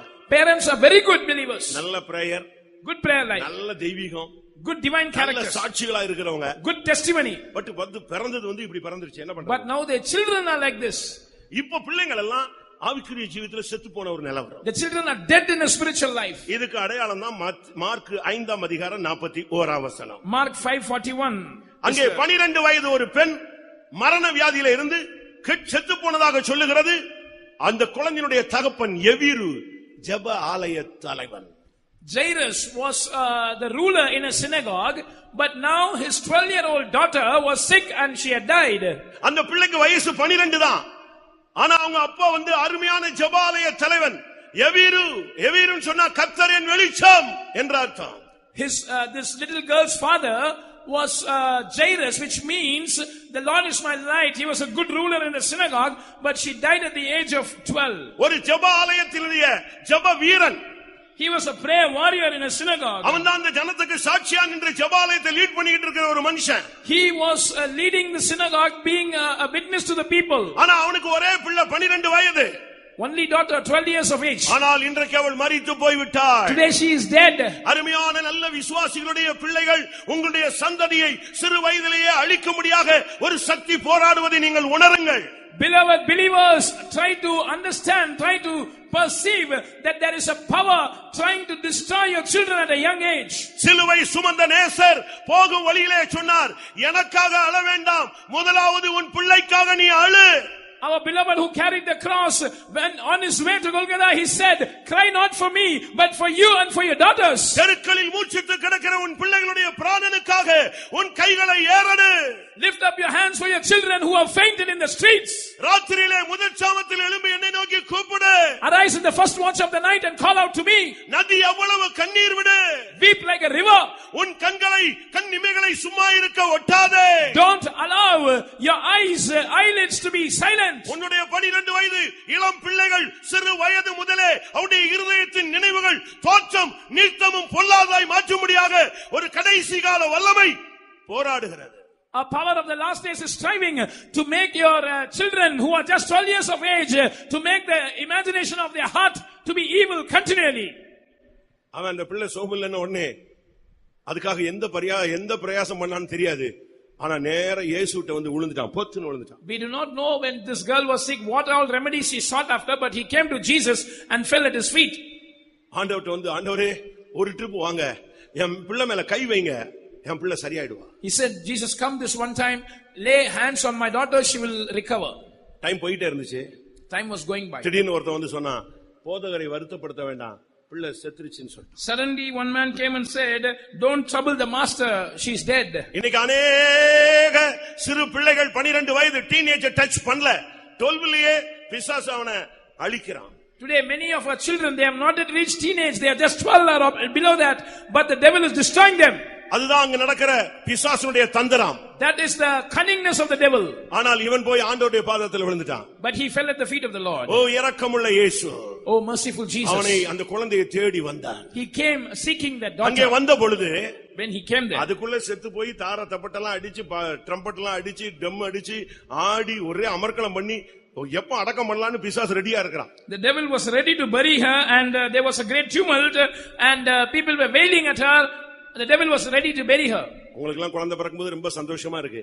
When children are born, we are very happy. அது ஆம்பளை பையன் பிறந்துட்டான், பொம்பளை பிள்ளை பிறந்துட்டானா, ஐயோ என்னைய மாதிரி பிறந்திருக்கு, ஒன்னே மாதிரி பிறந்திருக்கு, இயேசுவ மாதிரி பிறந்திருக்கான்னு தெரியல. If it is a male child, they will say, oh, he's after my likeness. If it is a female child, the mother will say, she's after my likeness. They do not know if they are after the likeness of Jesus. நல்லா பிறந்ததெல்லாம் நல்லதுதான். ஆனா ஆவிக்குரிய வாழ்க்கையில எப்படி இருக்கும் உன் பிள்ளை? But how is your child in the spiritual life? உன்னுடைய ஆவிக்குரிய குழந்தை எப்படி இருக்கிறது? How is your child in spiritual life? Pastor Joel அடிக்கடி ஒரு சப்ஜெக்ட் பேசுவார். Pastor Joel would often speak about a subject. நல்லா கவனிச்சா உங்களுக்கு தெரியும். Those who have observed that carefully will know. ஒரு தீர்க்கதரிசியின் மூலமாக அவங்க பேசி ஒரு குழந்தை பிறக்கிறது. சூனேமியாளுக்கு ஒரு குழந்தை. The Shunammite had a child after a prophet had prayed for her. இதே ஸ்டேஜ்ல Don praisingல பேசிருப்பாரு. He has spoken this from the same stage in the dawn praising. அந்த அவள் வர்ற பிள்ளை செத்து போயிடுச்சு, கொண்டு போய் மேல் வீட்ல வச்சிட்டு அவனை தேடி வரா. This child is now dead. She laid him on the upper chamber and came in search of the prophet. அவன் வந்தவனே கேக்குறான். Immediately he asked, உன் புருஷன் சுகமா இருக்கறானா? Is your husband நீ well? சுகமா இருக்கறாயா? Are you doing well? அந்த பிள்ளை சுகமா இருக்கறானா? Is that child, is that lad well? எந்த பிள்ளை? Which child? அதிசயமா தேவன் உனக்கு ஒரு குழந்தையை கொடுத்தாரே, அந்த பிள்ளை நல்லா இருக்கறானா? அந்த குழந்தை இப்ப செத்து போய் கிடக்குது. Wonderfully the Lord gave you a child. Is he keeping? ஜெபம் பண்ணி உபவாசம் பண்ணி ஜெபிச்சு அந்த பிள்ளைக்காக படிக்க வச்சு பாட வச்சு வளர்ச்சியை அடைஞ்சு கொண்டு அழகா கொண்டு வந்தையே, அந்த பிள்ளை ஆவிக்குரிய ஜீவியத்திலே இப்பொழுது உயிரோடு இருக்கறானா? You prayed, you fasted, you begat a child, you were bringing him up in a spiritual line, but is that child alive in spiritual life now? உன் பிள்ளையுடைய மீட்புக்காக தேவனுடைய பாதத்திலே போய் விழ வேண்டிய காலம். This is the time when we have to go and fall at the feet of the Lord for the redemption of your child. உன் பிள்ளை எப்படி வளர்க்கணும்? How should you bring up your child? அவன் அடங்காதவன் என்று பெயர் எடுத்து விட கூடாது. He must not get a name that he is not subject. கீழ்ப்படியாதவன் என்று பெயர் எடுத்து விட கூடாது. He must not get the name of a disobedient child. ஆவிக்குரிய சந்ததியாக அவன் பெயர் எடுக்க வேண்டும். He must have the name of a spiritual child. தீத்து 1:6 என்ன சொல்லுகிறது? What does Titus 1:6 say? துன்மார்க்கர் என்றும் அடங்காதவர்கள் என்றும் பெயர் எடுக்காத விசுவாசம் உள்ள பிள்ளைகளை உடையவனாகிய ஒருவன் இருந்தால் அவனை ஊழியத்துக்கு ஏற்படுத்து. If there is a person having faithful children not accused of riot or being unruly, you can appoint him for the ministry. ஆனால் இந்த பிள்ளையை தேடி இயேசு வந்தார். But Jesus came in search of this girl. அருமையான சகோதரனே சகோதரியே, beloved brother sister, பிள்ளைகளை குறித்த பாரம் உன்னை வாட்டி எடுக்கிறது. The burden about your children is troubling you highly. பிள்ளைகள் வயதுக்கு வர வர உன்னுடைய வயிற்றிலே நீ நெருப்பை கட்டிக்கொண்டு நிற்பதாக நீ புலம்புகிறாய். As your children are growing in age, you are lamenting saying that fire is burning in my belly. உன்னுடைய பிள்ளைகளுடைய வருங்காலம் எப்படி இருக்குமோ என்கிற ஒரு கேள்வியை பிசாசு உனக்கு முன்னே கொண்டு வந்து நிறுத்திக் கொண்டே இருக்கிறார். The devil is continually putting a question before you saying, what will be the future of my child? ஆனால் கிருபையுள்ள தேவன், but gracious God, ஆண்டவராகிய இயேசு, the Lord Jesus, அந்த மரித்து கிடந்த அந்த பிள்ளையை தேடி அங்கே வந்தார். He came in search of the dead child. Mark 5:41 இல்லாவிட்டால் லூக்கா 8:54 பார்க்கும் பொழுது அவர் வந்து அந்த பிள்ளையினுடைய கையை பிடித்து, சிறு பெண்ணே எழுந்திரு, தலித்தா கூமி என்று அவர் பேசினார். In Mark 5:41 or in Luke 8:54 you can see he came and lifted up the daughter by her hand and said, arise little child, or talitha kumi. ஆன்மீகத்திலே மரித்து போன உன் சந்ததியை இந்த மாலை வேளையிலே எழுந்திரு என்கிற சத்தத்தோடு தெய்வம் இறங்கி வந்திருக்கிறார். With the voice that says arise, God has come down in order to quicken the seed that is dead spiritually. அந்த 12 வயது தான் டைவர்ட் ஆகிற டைம்ங்க. 12 is the age when we get deviated. அதுக்கு பிறகு அதுக்கு ஒரு டிகிரி இருக்கு, teen age. Then there is a degree called teenage. நாசமா போயிற வயசுன்னு சொல்றாரு. They say where they become corrupt. நான் சென்னையில அண்ணா நகர்ல இருக்கும்போது, when I was in Chennai Anna Nagar, சுவிட்சர்லாந்துல இருந்து ஒரு ஃபேமிலி வந்தாங்க. There came a family from Switzerland. தன்னுடைய பிள்ளையை படிக்க வைக்கிறதுக்காக கொண்டு வந்தாங்க. They wanted to educate their child here. அந்த பிள்ளை வந்து 5ஆம் கிளாஸ் அங்க படிச்சிருக்கு. 5th standard she studied till இப்ப 6ஆம் கிளாஸ்க்கு இங்க படிக்க கொண்டு வந்தாங்க. In standard 6 they have brought her here. நான் சொன்னேன், சுவிட்சர்லாந்துல இல்லாத படிப்பா தமிழ்நாட்டுல கிடைச்சிர போகுது அப்படின்னு. I asked, will you get a high quality education in Tamil Nadu more than in நான் Switzerland? படிப்புக்காக கொண்டு வரல. Brother, I did not bring her for education. 6th standard போய்ட்டா அந்த பிள்ளை நமக்கு கிடையாது. If she goes to 6th standard, that child does not belong to us. அதுக்கு பிறகு அந்த பிள்ளையை கட்டுப்படுத்த முடியாது. You cannot control her. அது எங்கேயும் தங்கலாம், எங்கேயும் போகலாம், யாரோடையும் போகலாம், எப்பவும் வரலாம். She can stay anywhere, she can go anywhere, she can go with anyone, she can come whenever she wants. அதனால இந்த பிள்ளையை அதிலிருந்து தப்புவிக்கிறதுக்கு தான் இங்க கொண்டு வந்தோம். So we want our child to escape from that, we have brought her here. 12 வயதுல உன் சந்ததியை திசை திருப்ப பிசாசு முற்படுவான். The devil will try to divert your child at the age of 12. ஆனால் நடந்தது என்ன? But what happened? மறுபடியும் சிறுவர்கள் மேல் என் கைகளை வைப்பேன் என்று சொன்னவர் அந்த சிறு பெண்ணை கையை பிடித்து தலித்தா ஹுமி, He who said, I will turn my hand upon the little ones, he lifted that child by her hand and said, Talitha Kumi. யோசுவா மட்டுமல்ல, பேதுரு மட்டுமல்ல, மரித்து கிடக்கிற நம்முடைய சந்ததியும் எழும்ப வேண்டிய நேரம். Not only Joshua, not only Peter, this is the time when our dead children have to arise. லூக்கா 7ஆம் அதிகாரம் 14ஆம் வசனத்தை பார்க்கும் பொழுது, When we see Luke chapter 7 and verse 14, அங்கே ஒரு வாலிபன் பாடையில கிடக்கிறதை பார்க்கிறோம். we find a young man lying in a corpse. ஆட்டம் ஓட்டம் எல்லாம் முடிஞ்சு போயிருச்சு. All his running and எல்லாம் அவன் dances என்னென்ன ended. பிரயாசப்பட்டானோ எல்லாமே முடிஞ்சு போச்சு. All his efforts have come to an end. இப்போ அவன் செத்தே போயிட்டான். Now he is dead. அழுதாங்க. They cried for him. அவனை அழகா தூக்கிட்டு போயாச்சு. They carried him beautifully. இப்ப பாடையில வச்சு அவனை கொண்டு போய் அடக்கத்துக்கு ஊர் எல்லைக்கு தூக்கிட்டு வந்தாச்சு. They have kept him in a bier or a coffin and brought him to the outskirts. எப்படி இருக்கும்னு யோசிச்சு பாருங்க. Look at that state. ஒரே பையன், Only one புருஷன் இல்ல, no husband, வேற பிள்ளைகளும் இல்ல, no other child. வாலிப வயதுல எவ்வளவோ கட்டுப்படுத்தியும் கீழ்ப்படியாம கடைசில போய் செத்தே போயிட்டான்.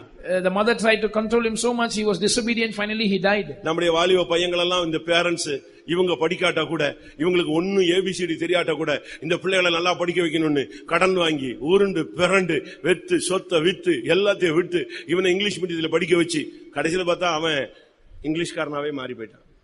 And our parents, though they are poor and uneducated, they sell their property, they borrow money, and they admit him in an English medium. Finally, he has become an Englishman. உனக்கு என்ன தெரியும்ங்கறான். He is asking, what do you know? அபிஷேகம் பெற்ற தாயையும் தகவனையும் பார்த்து உனக்கு அறிவு இருக்காங்கறான், நீ படிச்சிருந்தா உனக்கு புரியும்ங்கறான். ஒண்ணுமே இவங்களை முட்டாளாக்கிறான். கடைசில ஆன்மீகத்துல செத்தே போயிடுறான். Looking at the father and mother who are spirit baptized, he is telling, what do you know? You will know if you have been educated. And finally he becomes unruly and he dies spiritually. நீ பிறக்கிறதுக்கு முன்னால உன் பெற்றோர் அழுதாங்க, நீ பிறந்த பிறகு அழுதாங்க, உன்னை வளர்க்கும் போது அழுதாங்க, இப்ப நீ செத்து போன பிறகு உனக்காக அவங்க அழத்தான் செய்றாங்க. Before you were born, your parents wept for you. When you were born, they wept for you.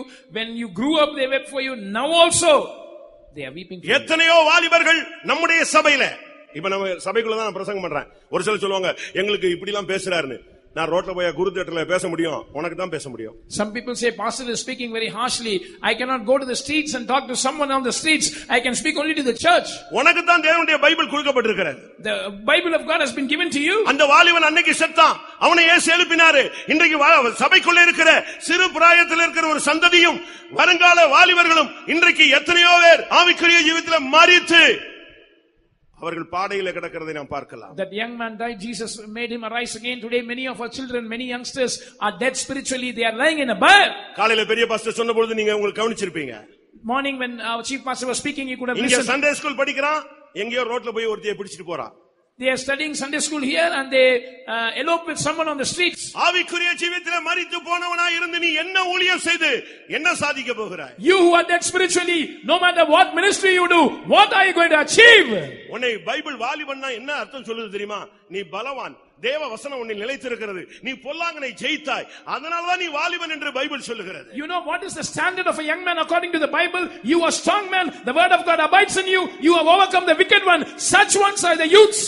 1 யோவான் 2:14 சொல்லி இருக்கிற வாலிபர்களே, நீங்கள் பொல்லாங்கனை ஜெயித்தபடினாலும் வேதவசனம் உன்னில் நிலைத்திருக்கிறதுனாலும் நீ பலவானா இருக்கிறபடினாலே நாங்கள் உங்களுக்கு எழுதுகிறோம்னு யோவான் சொல்றாரு. In 1 John chapter 2 and verse 14, John the apostle says, young men, I have written unto you because you are strong and because the word of God abides in you and because you have overcome the wicked one. இன்னைக்கு நம்முடைய வாலிபர்கள் எத்தனை பேர் பொல்லாங்கனை ஜெயித்திருக்கிறோம்? Today how many of your youngsters have overcome the wicked one? எத்தனை பேருக்கு தேவ வசனம் நிலைத்திருக்கிறது? In how many the word of God is abiding? நம்மள இருக்கிற இப்ப வாலிப பசங்க அவ்வளவு பேர் முஸ்லிமா மாறதுக்கு ட்ரை பண்ணிட்டு இருக்காங்க. Today all of our youngsters are trying to become Muslims. நான் சொல்றது சரிதானா? Am I right? நம்ம பசங்க அவ்வளவு பேர் இப்ப முஸ்லிமா மாறதுக்கு ட்ரை பண்றாங்க. All our boys are trying to become Muslims. அவ்வளவு பேர் இப்படி தான் சபையிலயும் இவங்களுக்கு சபையில இடமே கொடுக்க கூடாது. They should not be given room in the church. கேட்டா ஜெர்மன்மா தாடி. They say it's a German bird. இத்தாலியில உள்ள தாடிமா. Italian bird. அதுக்கு நீ அங்க போ, ஏன் இங்க இருக்கறேன்னு நான் கேக்குறேன். Then you should go to Italy. Why are you here? இவனுக்குள்ள வசனம் வேலை செய்யல. The word of God is not working in them. இவன் செத்து போய் பாடையில இருக்கிற வாலிபன். He is dead and lying in the corpse. வாலிப பிள்ளைகளை கேளுங்க. Ask the girls. இவங்க எல்லாம் எப்படி இருக்காங்கன்னு உங்களுக்கு தெரியும். You know how they are. ஒரு அம்மா சொன்னாங்க, அவ இங்கதான் நான் இங்க ஊழியம் செய்யும் போது ஒரு அம்மா சொன்னாங்க, இவ கரெக்டா வேலை முடிஞ்சு வந்த உடனே போய் ரூமை பூட்டுவா, அதுக்கப்புறம் காலையில தான் இறங்குவா. ஈவினிங் போயிட்டு அவளுக்கு டிஃபன் எல்லாம் தட்டி கொடுத்துடணும், வருவா. என்னன்னு பார்த்தா ஒன்லி அவ சம்பளம் அவளுடைய மேக்கப்புக்கு தான் போய்கிட்டு இருக்கு. One mother here only when I was serving here, she said evening she would come from the office, go and lock herself in the room. Next morning only she would come. We have to serve meals for her in a room, and all her income goes for her makeup. தயவுசெய்து மன்னிக்கவும். ஒருவேளை இந்த இங்கே கூட அவங்க உட்கார்ந்திருக்கலாம்.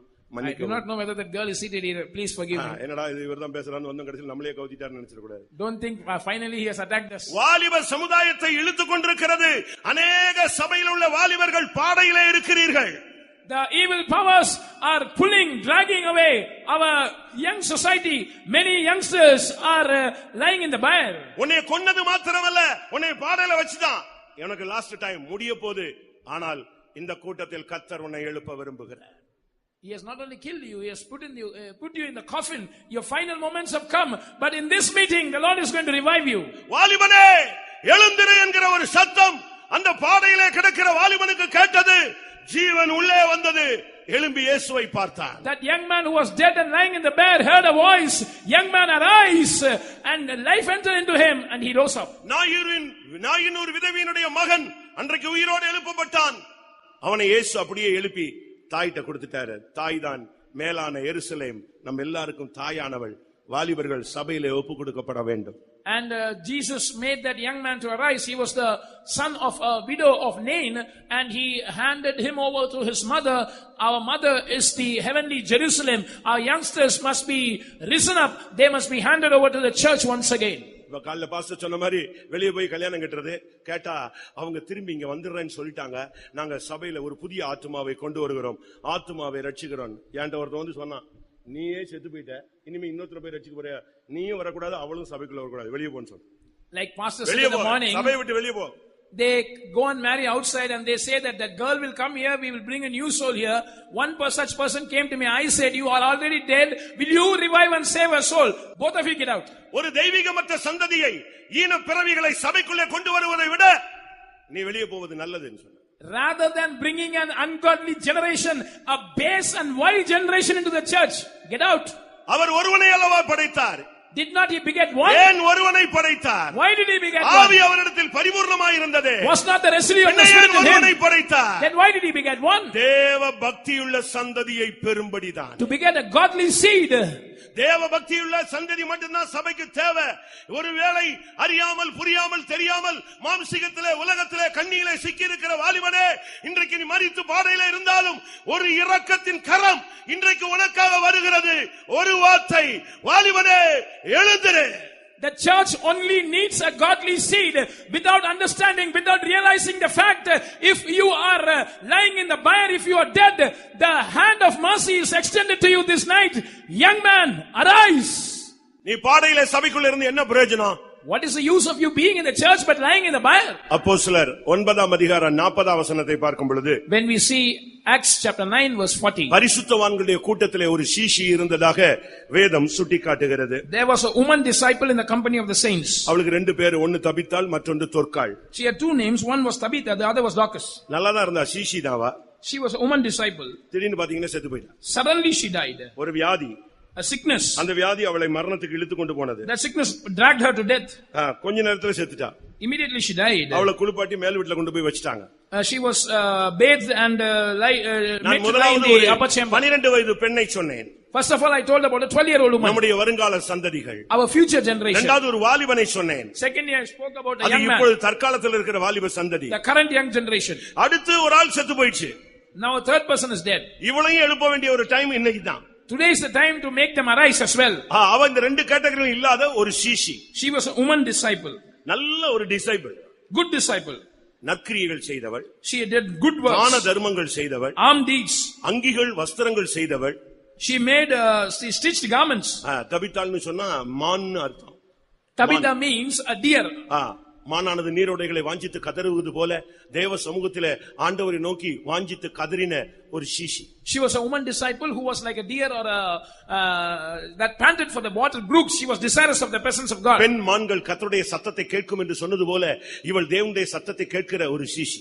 Like the hinds shall hear the voice of the Lord, it is said, she also was a disciple who had the habit of hearing God's voice. என் கால்களை மான்களின் கால்களை போலாக்கி உயர் தலங்களில் என்னை நடக்க பண்ணுகிறார் என்கிற ஆவிக்குரிய ஜீவியத்திலே ஒரு ஹைலைட்ல வந்த ஒரு பெண். She was highlighted in the spiritual life, like the word of God says, he maketh my feet like the hinds feet and makes me to walk in my high places. நல்ல ஸ்மூத்தா தான் லைஃப் போயிட்டே இருந்துச்சு. Her life was going on smoothly. ஒரு சைடுல ஊழியம், நற்கிரியைகள், தான தர்மம் எல்லாமே நல்லா தான் இருந்துச்சு. ஆனா மரணம் வந்துருச்சு. On one side she was doing ministry, she was stitching garments, she was doing good works and alms, but suddenly death. இன்னைக்கு வீழ்ச்சி என்பது கிராஜுவலா வர்றது ஒரு பகுதி இருக்கு, சடனா வர்ற வீழ்ச்சியும் இருக்கிறது. There is a gradual fall, there is a sudden fall. ரெண்டையும் நீங்க புரிஞ்சுக்கணும். You must understand between the two. ஒரு ஆளு பின்மாறறத கண்டே பிடிக்க முடியாது. திடீர்னு ஃபைனல்ல தான் கண்டுபிடிக்க முடியும். அப்பதான் சொல்லுவாங்க அது 3 வருஷமா இப்படி தான் இருக்கான்னு சொல்லுவாங்க. You cannot discern the backsliding of certain people. At the final stage only they will be found out, but later it will be said about them that they had fallen before 3 years. ஆனா ஒரு சிலர் அப்படி இல்ல. But a few are not like that. இப்போ ஆவியில் நஞ்சிட்டு இருப்பான், அரை மணி நேரத்துல பார்த்தா ஒண்ணுமில்லாம போய்டும். He would be filling the spirit now. Half an hour later he would become nothing. இதுதான் நம்முடைய சகோதரி Tabitha. This is the state of our sister Tabitha. திடீர்னு வியாதிப்பட்டா, மரணம் அடைஞ்சா, கொஞ்ச நேரத்துல குளிப்பாட்டிட்டாங்க, கொண்டு போய் மேல் வீட்ல வச்சாச்சு. ஃபைனல் முடிஞ்சது. Suddenly she fell sick, in a few minutes she died. She was bathed and laid up in the upper chamber. ஆனாலும் But அப்போஸ்தலன் அங்கே தேடி வந்தான். the apostle came in search of her. அருமையான சகோதரனே, சகோதரியே, இந்த அப்போஸ்தல ஊழியம் உன்னை தேடி வருகிறது. This apostolic ministry is coming in search of your brother and sister. இந்த அப்போஸ்தலன் உன்னை தேடி வருகிறான். This apostle is coming in search இவங்க of போய் you. அவனை கூப்பிட்டுட்டு வந்தாங்க. They invited Peter. அவன் பிரேத முகமாய் திரும்பி தபித்தாலே எழுந்திருன்னு சொன்னான். He turned towards the dead body and said, Tabitha, arise. அப்போஸ்தல ஊழியம், அப்போஸ்தல உபதேசம், அப்போஸ்தல சத்தியம், அப்போஸ்தலனுடைய வாயிலிருந்து ஒரு வார்த்தை உன்னை எழும்ப சொல்லுகிறது. The ministry of the apostles, the doctrine of the apostles, the word that comes out of the apostles' mouth is telling you, arise. நீ மரிக்க வேண்டிய டைம் இது அல்ல. This is not the time for you to die. அருமையான வாலிபனே, நீ மரிக்க வேண்டிய நேரம் இது அல்ல. Beloved young man, this is not the time for you to die. அருமையான சீடனே, சீஷியே, நீ மரிக்க வேண்டிய நேரம் இது அல்ல. Brother and sister who is a disciple, this is not the time for you to die. ஜபாலய தலைவனுடைய மகளே, நல்ல விசுவாசிகளுடைய பிள்ளைகளே, நீங்கள் தோற்று போக வேண்டிய நேரம் இது அல்ல. Oh daughter of the ruler of the synagogue, good believer, this is not the time where you have to be defeated. ஓ இரக்கத்தின் தேவன் உன்னை தேடி இந்த வார்த்தைகள் மூலமாய் வருகிறார். மகனே எழுந்திரு, மகளே எழுந்திரு என்ற வார்த்தை உன்னை தேடி வருகிறது. God of mercy is coming in search of you with these words, son, daughter, arise. பேதுருவை பார்த்து எழுந்திருன்னு சொன்னார். Looking at Peter he said arise. யோசுவாவை பார்த்து எழுந்திருன்னு சொன்னார். Looking at Joshua he said arise. ரெண்டு பேரும் உயிரோட இருந்தா எழும்பிட்டான். Both were alive, they rose up. ஆனா 12 வயது பெண் செத்து போயிட்டா. But the 12-year-old daughter was dead. சீஷி இறந்து போயிட்டா. This woman disciple was dead. மரிச்சு போயிட்டான். The young man was dead. இவனை எழும்பினா எப்படி எழும்புவா? When we say arise, how will they arise? இதுக்குள்ளதான் சத்தியம் இருக்கிறது. There is a truth in this. உன்னை எழும்பு என்று எழுந்திரு என்று சொல்லுகிறவர் ஜீவன் உள்ளவர். உனக்குள்ள ஜீவனையும் இப்பொழுது அனுப்புவார். He that tells you arise is a living God and he will infuse life into you. உன்னால எழுந்திருக்க முடியாது, ஏன்னா நீ செத்து போயிட்டேன்னு அவருக்கு தெரியும். அந்த வார்த்தையில் ஜீவன் வந்தது. அந்த வார்த்தை அவனை ஜீவனடைய செய்து எழும்பி நிற்க வைத்தது, உட்கார வைத்தது, பேச வைத்தது. He knows that you are dead, there is no life in you, so you cannot get up, but there is life in his word, and that word entered into the dead corpse. It made them arise, it made them sit, it made them speak. தேவனுடைய வார்த்தை பேச்சில் அல்ல, அது பலத்தில் இருக்கிறது. The word of God is not in speech but in இன்றைக்கு power. உனக்கு ஒரு வார்த்தையை அனுப்புகிறவர் அந்த வார்த்தையிலே ஜீவனையும் செயல்படக்கூடிய சக்தியையும் அபிஷேகத்தை அனுப்பி உன்னை ஜீவனடைய வைக்கிறார். He who sends his word today is sending his life, and along with this he is sending the power of a spirit that will operate. Mark 10 அதிகாரம் 49 வசனத்துல பார்க்கும் பொழுது, when we see Mark chapter 10 and verse 49, கண்ணு தெரியாம பிச்சை எடுத்துக் கொண்டிருந்தவனுக்கு ஒரு வார்த்தை வருகிறது. A man who was blind and begging, the word came to him. நமக்கு எல்லாருக்கும் தெரியும் அவனை பத்தி. We all know about him. அவன் தாவீதின் குமாரன் கதறி கொண்டிருந்த ஒரு மனுஷன். He was a man who was crying, "Oh son of David." அவனுக்கு வாழ்க்கையில ஒரே ஒரு ஆசை. He had only one desire in life. அது நிராசையாக போய்விட்டது. And that turned into வாழ்க்கையில பிச்சை எடுப்பதை தன்னுடைய தொழிலாக மாற்றிக்கொண்ட ஒரு மனிதன். That desire turned into disappointment, and now he had turned to beggary. இன்னைக்கு ஆவிக்குரிய ஜீவிதத்துல பிச்சை எடுக்கிறவங்க ரொம்ப பேர் இருக்காங்க. Today there are many who beg in spiritual life. நமக்கு தேவனுக்கு ஒரு லிங்க் இருக்கும் பொழுது நீ இன்னொரு ஆள்கிட்ட போய் எனக்கு ஜெபிச்சுக்கோங்க, வேண்டிக் கொள்ளுங்கள், எங்களுக்கு வேண்டிக் கொள்ளுங்கள், எங்களுக்கு வேண்டிக் கொள்ளுங்கள் கேட்க வேண்டிய அவசியமே இல்ல. நீ தேவனுடைய பிள்ளை, டைரக்டா நீ அவர்ட்ட கனெக்ஷன் வைக்கலாம். அதான் Pentecost. When you have a link with God, you need not go and request the prayers of others to survive. You can have a direct contact with God. That is Pentecost. இந்த மனுஷனுக்கு எந்த வாய்ப்புமே இல்ல. This man had no chance. அவன் குருடனா இருந்தான். He was a blind man. அவன் பிச்சை எடுத்தான். He was begging. ஆனால் அவனுக்கும் வாழ்க்கையில ஒரு வாய்ப்பை தெய்வம் கொடுத்தார். But God gave an opportunity for him. அவன் இருக்கிற பகுதியில் அவர் கிராஸ் பண்றாரு. He crossed the area where he was. அருமையான சகோதரனே சகோதரியே, இந்த கடைசி கூட்டத்துல நீ பின்னால ரோல அங்க எங்கேயாவது ஒளிஞ்சு ஓரமா உட்கார்ந்து தலையை கவிழ்ந்து முகங்குப்புற விழுந்து தடுமாறி துக்கப்பட்டு வேதனையோட கிடக்கலாம். நீ இருக்கிற இடத்துல ஒருத்தர் இப்ப கிராஸ் பண்ணுவார் இன்னும் கொஞ்ச நேரத்துல. If you are somewhere seated in the back with your head bowed down, hiding yourself, confused, there is a person who is going to cross in the area where you are. அவர் cross பண்ணும்போது இவன் கூப்பிட ஆரம்பிச்சான். When he crossed, this man started to call, தாவீதின் குமாரனே, son of David. எல்லாரும் சொன்னாங்க சத்தம் போடாத. Oh, don't shout. பெண்டிகாஸ்ட்ல நாங்க சத்தம் போடத்தான் சொல்றோம். In Pentecost we say shout. நல்ல சத்தம் போடு. Shout well. அவர் கெத்செமனே தோட்டத்திலே பலத்த சத்தத்தோடும் கண்ணீரோடும் விண்ணப்பம் பண்ணினார். In the garden of Gethsemane he prayed with storms. Pentecost நாள்ல அபிஷேகம் இறங்கின பொழுது 7 கிலோமீட்டர் தள்ளி உள்ள எருசலேமில் இருந்து ஜனங்க ஓடி வந்தாங்க. When the anointing came down on the day of Pentecost, people came running from 7 kilometers far away from Jerusalem. What happened? இவன் பின்னும் அதிகமாய் சத்தமிட்டான். He further shouted. அப்ப வந்து சொன்னாங்க, அவர் இயேசு சொன்னார், அவனை கூட்டி வந்து. Jesus said, call him. இயேசு உன்னை அழைக்கிறார். Jesus is calling you, arise. எழுந்திரு. Arise. ஆவிக்குரிய ஜீவியத்திலே சபை தரிசனமற்று குருடாக அநேக ஊழியர்களும் விசுவாசிகள் இங்கே உட்கார்ந்து இருக்கிறதை நான் உணர்கிறேன். The church has lost its spiritual vision and I feel that many servants of God and believers are seated like blind people. நல்ல தரிசனம் உள்ளவங்க இப்ப தரிசனமே கிடையாது. People who had good vision have no vision now. சபையிலே உனக்கு உன் குடும்பத்திலே நீ இருக்கிற இடத்துல தரிசனம் இல்லன்னு சொன்னா நீ இருக்கிற இடம் ஏலியின் வீடாக மாறிக்கொண்டிருக்கிறது என்பதை நீ புரிந்து கொள்ள வேண்டும். Whether it is the church or your family or wherever you are kept, if there is no vision, it means that place is becoming like the family of Eli. ஏலியின் காலங்களில் அவனுடைய கண்கள் மங்கி போய் கிடந்தது. Eli's eyes were dim. ஆனால் அந்த நேரத்திலே பிரத்யட்சமான தரிசனம் இல்லை. கர்த்தருடைய வார்த்தை அபூர்வமாக இருந்தது. The word of God was rare, no open vision in those days. எழுத்தின் பிரகாரமான குருடர்களை குறித்து நான் கண் பார்வையற்றவர்களை நான் குறை சொல்லவில்லை. தரிசனம் இழந்த ஒரு கூட்டம் சபைக்குள் அதிகரித்துக் கொண்டே வருகிறது. I am not speaking about the people who are literally blind, but a spiritual blind generation is increasing in the church. People without vision. அது எப்படி கண்டுபிடிக்கிறது? How can you find out? அது எப்படி கண்டுபிடிக்கிறது? How can you find out? ஒரு சிலருக்குலாம் கண்ணு தெரியாது, lens வச்சிருப்பாங்க, வெளியே தெரியாது. Some people are blind but they have lens, so you cannot spot them out. கண்ணாடி போட்டத வச்சு லாங் ஷார்ட் அப்படிலாம் சொல்லிக்கலாம். By their specs you can say they have long sight or short sight. ஒரு சிலர்லாம் அழகா லென்ஸ் உள்ள வச்சிட்டு ரொம்ப ஸ்டைலா இருக்காங்க. என்ன கண்ணாடி போட்டா ரொம்ப அசிங்கமா இருக்குமா அப்படினு போட்டு அதுவும் சுத்துற ஒரு குரூப் இருக்கு. Some people have their lenses on because they find it ugly to wear the specs. சபைக்குள்ள குருடாக இருக்கிற இந்த பர்திமேயல் கூட்டங்கள் இருக்குறதுங்கறது எப்படி கண்டுபிடிக்கிறது? How can you find that there are a group of Bartimaeus in the church who are spiritually blind? நல்ல கண்ணு தெரியற உன் மனைவி கண்ணு தெரிஞ்சு ஆவிக்குரிய கண்ணு இருக்கான்னு கண்டுபிடிச்சு பாருங்க. Your wife who has good physical eyes, just check whether she has spiritual eyes. ஒரே ஒரு இடத்துல கண்டுபிடிச்சலாம் இவன் கண்ணு தெரியுமா தெரியாதான்னு. You can find in one place whether he is able to see or not. சீயோனை பத்தி தப்பா பேசினான்னு சொன்னா அவன் தரிசனம் இல்லாதவன். If he is speaking wrongly about Zion, it means he is not having vision. அப்போஸ்தல ஊழியத்தை பத்தி தப்பா பேசினா அதை எதிர்த்தான்னா அவன் ஒரு குருடன். If he is speaking wrongly about the apostolic ministry, if he is resisting it, he is a blind man. சீயோனை பிடிக்க விடாம உன்னை தடுக்கறான்னா அவன் ஒரு குருடன். If he is stopping you from taking hold of Zion, he is a blind man. தாவீது வருகிறான். David comes. சீயோன் கோட்டையை பிடிக்க போறான். He wants to take the stronghold of Zion. அங்க இருந்து ஒரு செய்தி வருகிறது. A message is coming towards him. அதை பிடிக்க முடியாது. You cannot catch it. இவன் சொல்றான் ஏன் பிடிக்க முடியாது? Why? அங்க பயங்கரமான ராட்சசர்கள் இருப்பாங்களா? Will there be giants? இல்ல பெரிய பலவான் இருப்பானா? Or strong men? அப்படி என்ன அங்க பெரிய சாதனைன்னு கேட்டான். What is the big great opposition? சப்பானிகளும் உன்னைய அதை பிடிக்க விடாம தடுப்பாங்க. The blind and the lame will stop you from taking the stronghold of Zion. இன்னைக்கு अनेகர் இந்த ஊழியத்துக்கு யாராவது வரானா எதுக்கு வர? நீ வந்து என்ன சாதிக்க போற? நாங்க என்னத்தை சாதிச்சிட்டோம்? இப்படி ஒரு குரூப் இங்க குருட்டு கூட்டம் ரொம்ப இருக்கு. Today there is a great group of blind people who say to those who want to come to the ministry, saying that what are you going to achieve by coming to the ministry? We have not achieved anything. ஒரு தங்கச்சி அக்கா ஊழியத்துல இருக்காங்க, தங்கச்சி ஊழியத்துக்கு வரணும்னு சொன்னாளா?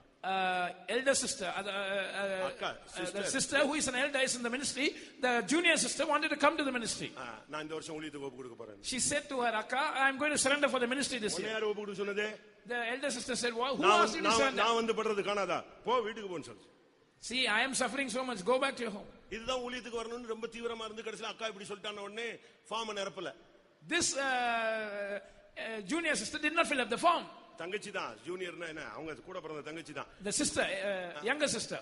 Pastor கேட்டார், என்னம்மா நீ பாகம்லாம் எழுதி கொடுக்குறேன்னு ஃபெய்த்தம்ல இருந்தே இப்ப எழுதி கொடுக்க மாட்டேங்கிற என்னன்னு கேட்டா, எங்க அக்கா இப்படி சொல்லிட்டான். உடனே பாஸ்டர் கூப்பிட்டாரு, நீ ஃபார்ம் எழுதி கொடுத்து நீ வா, அவளை எங்க போக சொல்லிடலாம், வீட்டுக்கு போக சொல்லிடலாம்.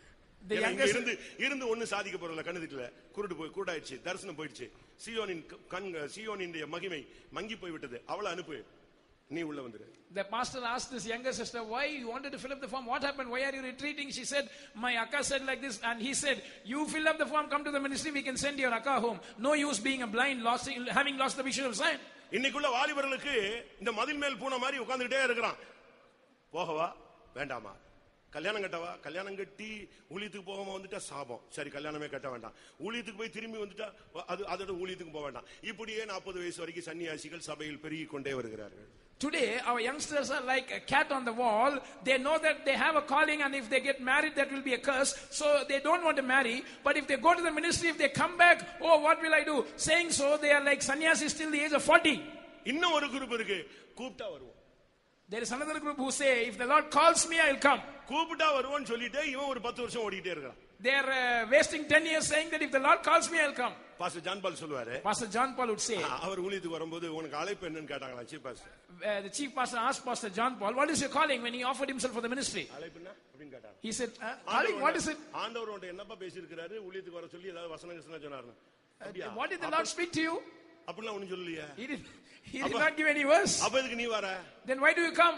எங்க அப்பா வீட்ல வேலை செய்யிறதுக்கு என்னை கூப்பிட்டா தான் வரணுமா? He said, should I have an invitation to serve in my father's home? உடனே பாஸ்டர் சொன்னா, உங்க அப்பா வீட்டுக்கு நீ வந்துரு ஒண்ணுமே பிரச்சனை இல்ல, நீ ஆசை இருக்குன்னா வந்துருன்னு சொல்லு. Immediately the pastor said, if you have such a desire to serve in your father's house, you can come, no problem. கூப்பிட்டா வருவேன் சொல்லிட்டே இன்னைக்கு 199 பேர் கல்யாணம் கட்டிட்டான்.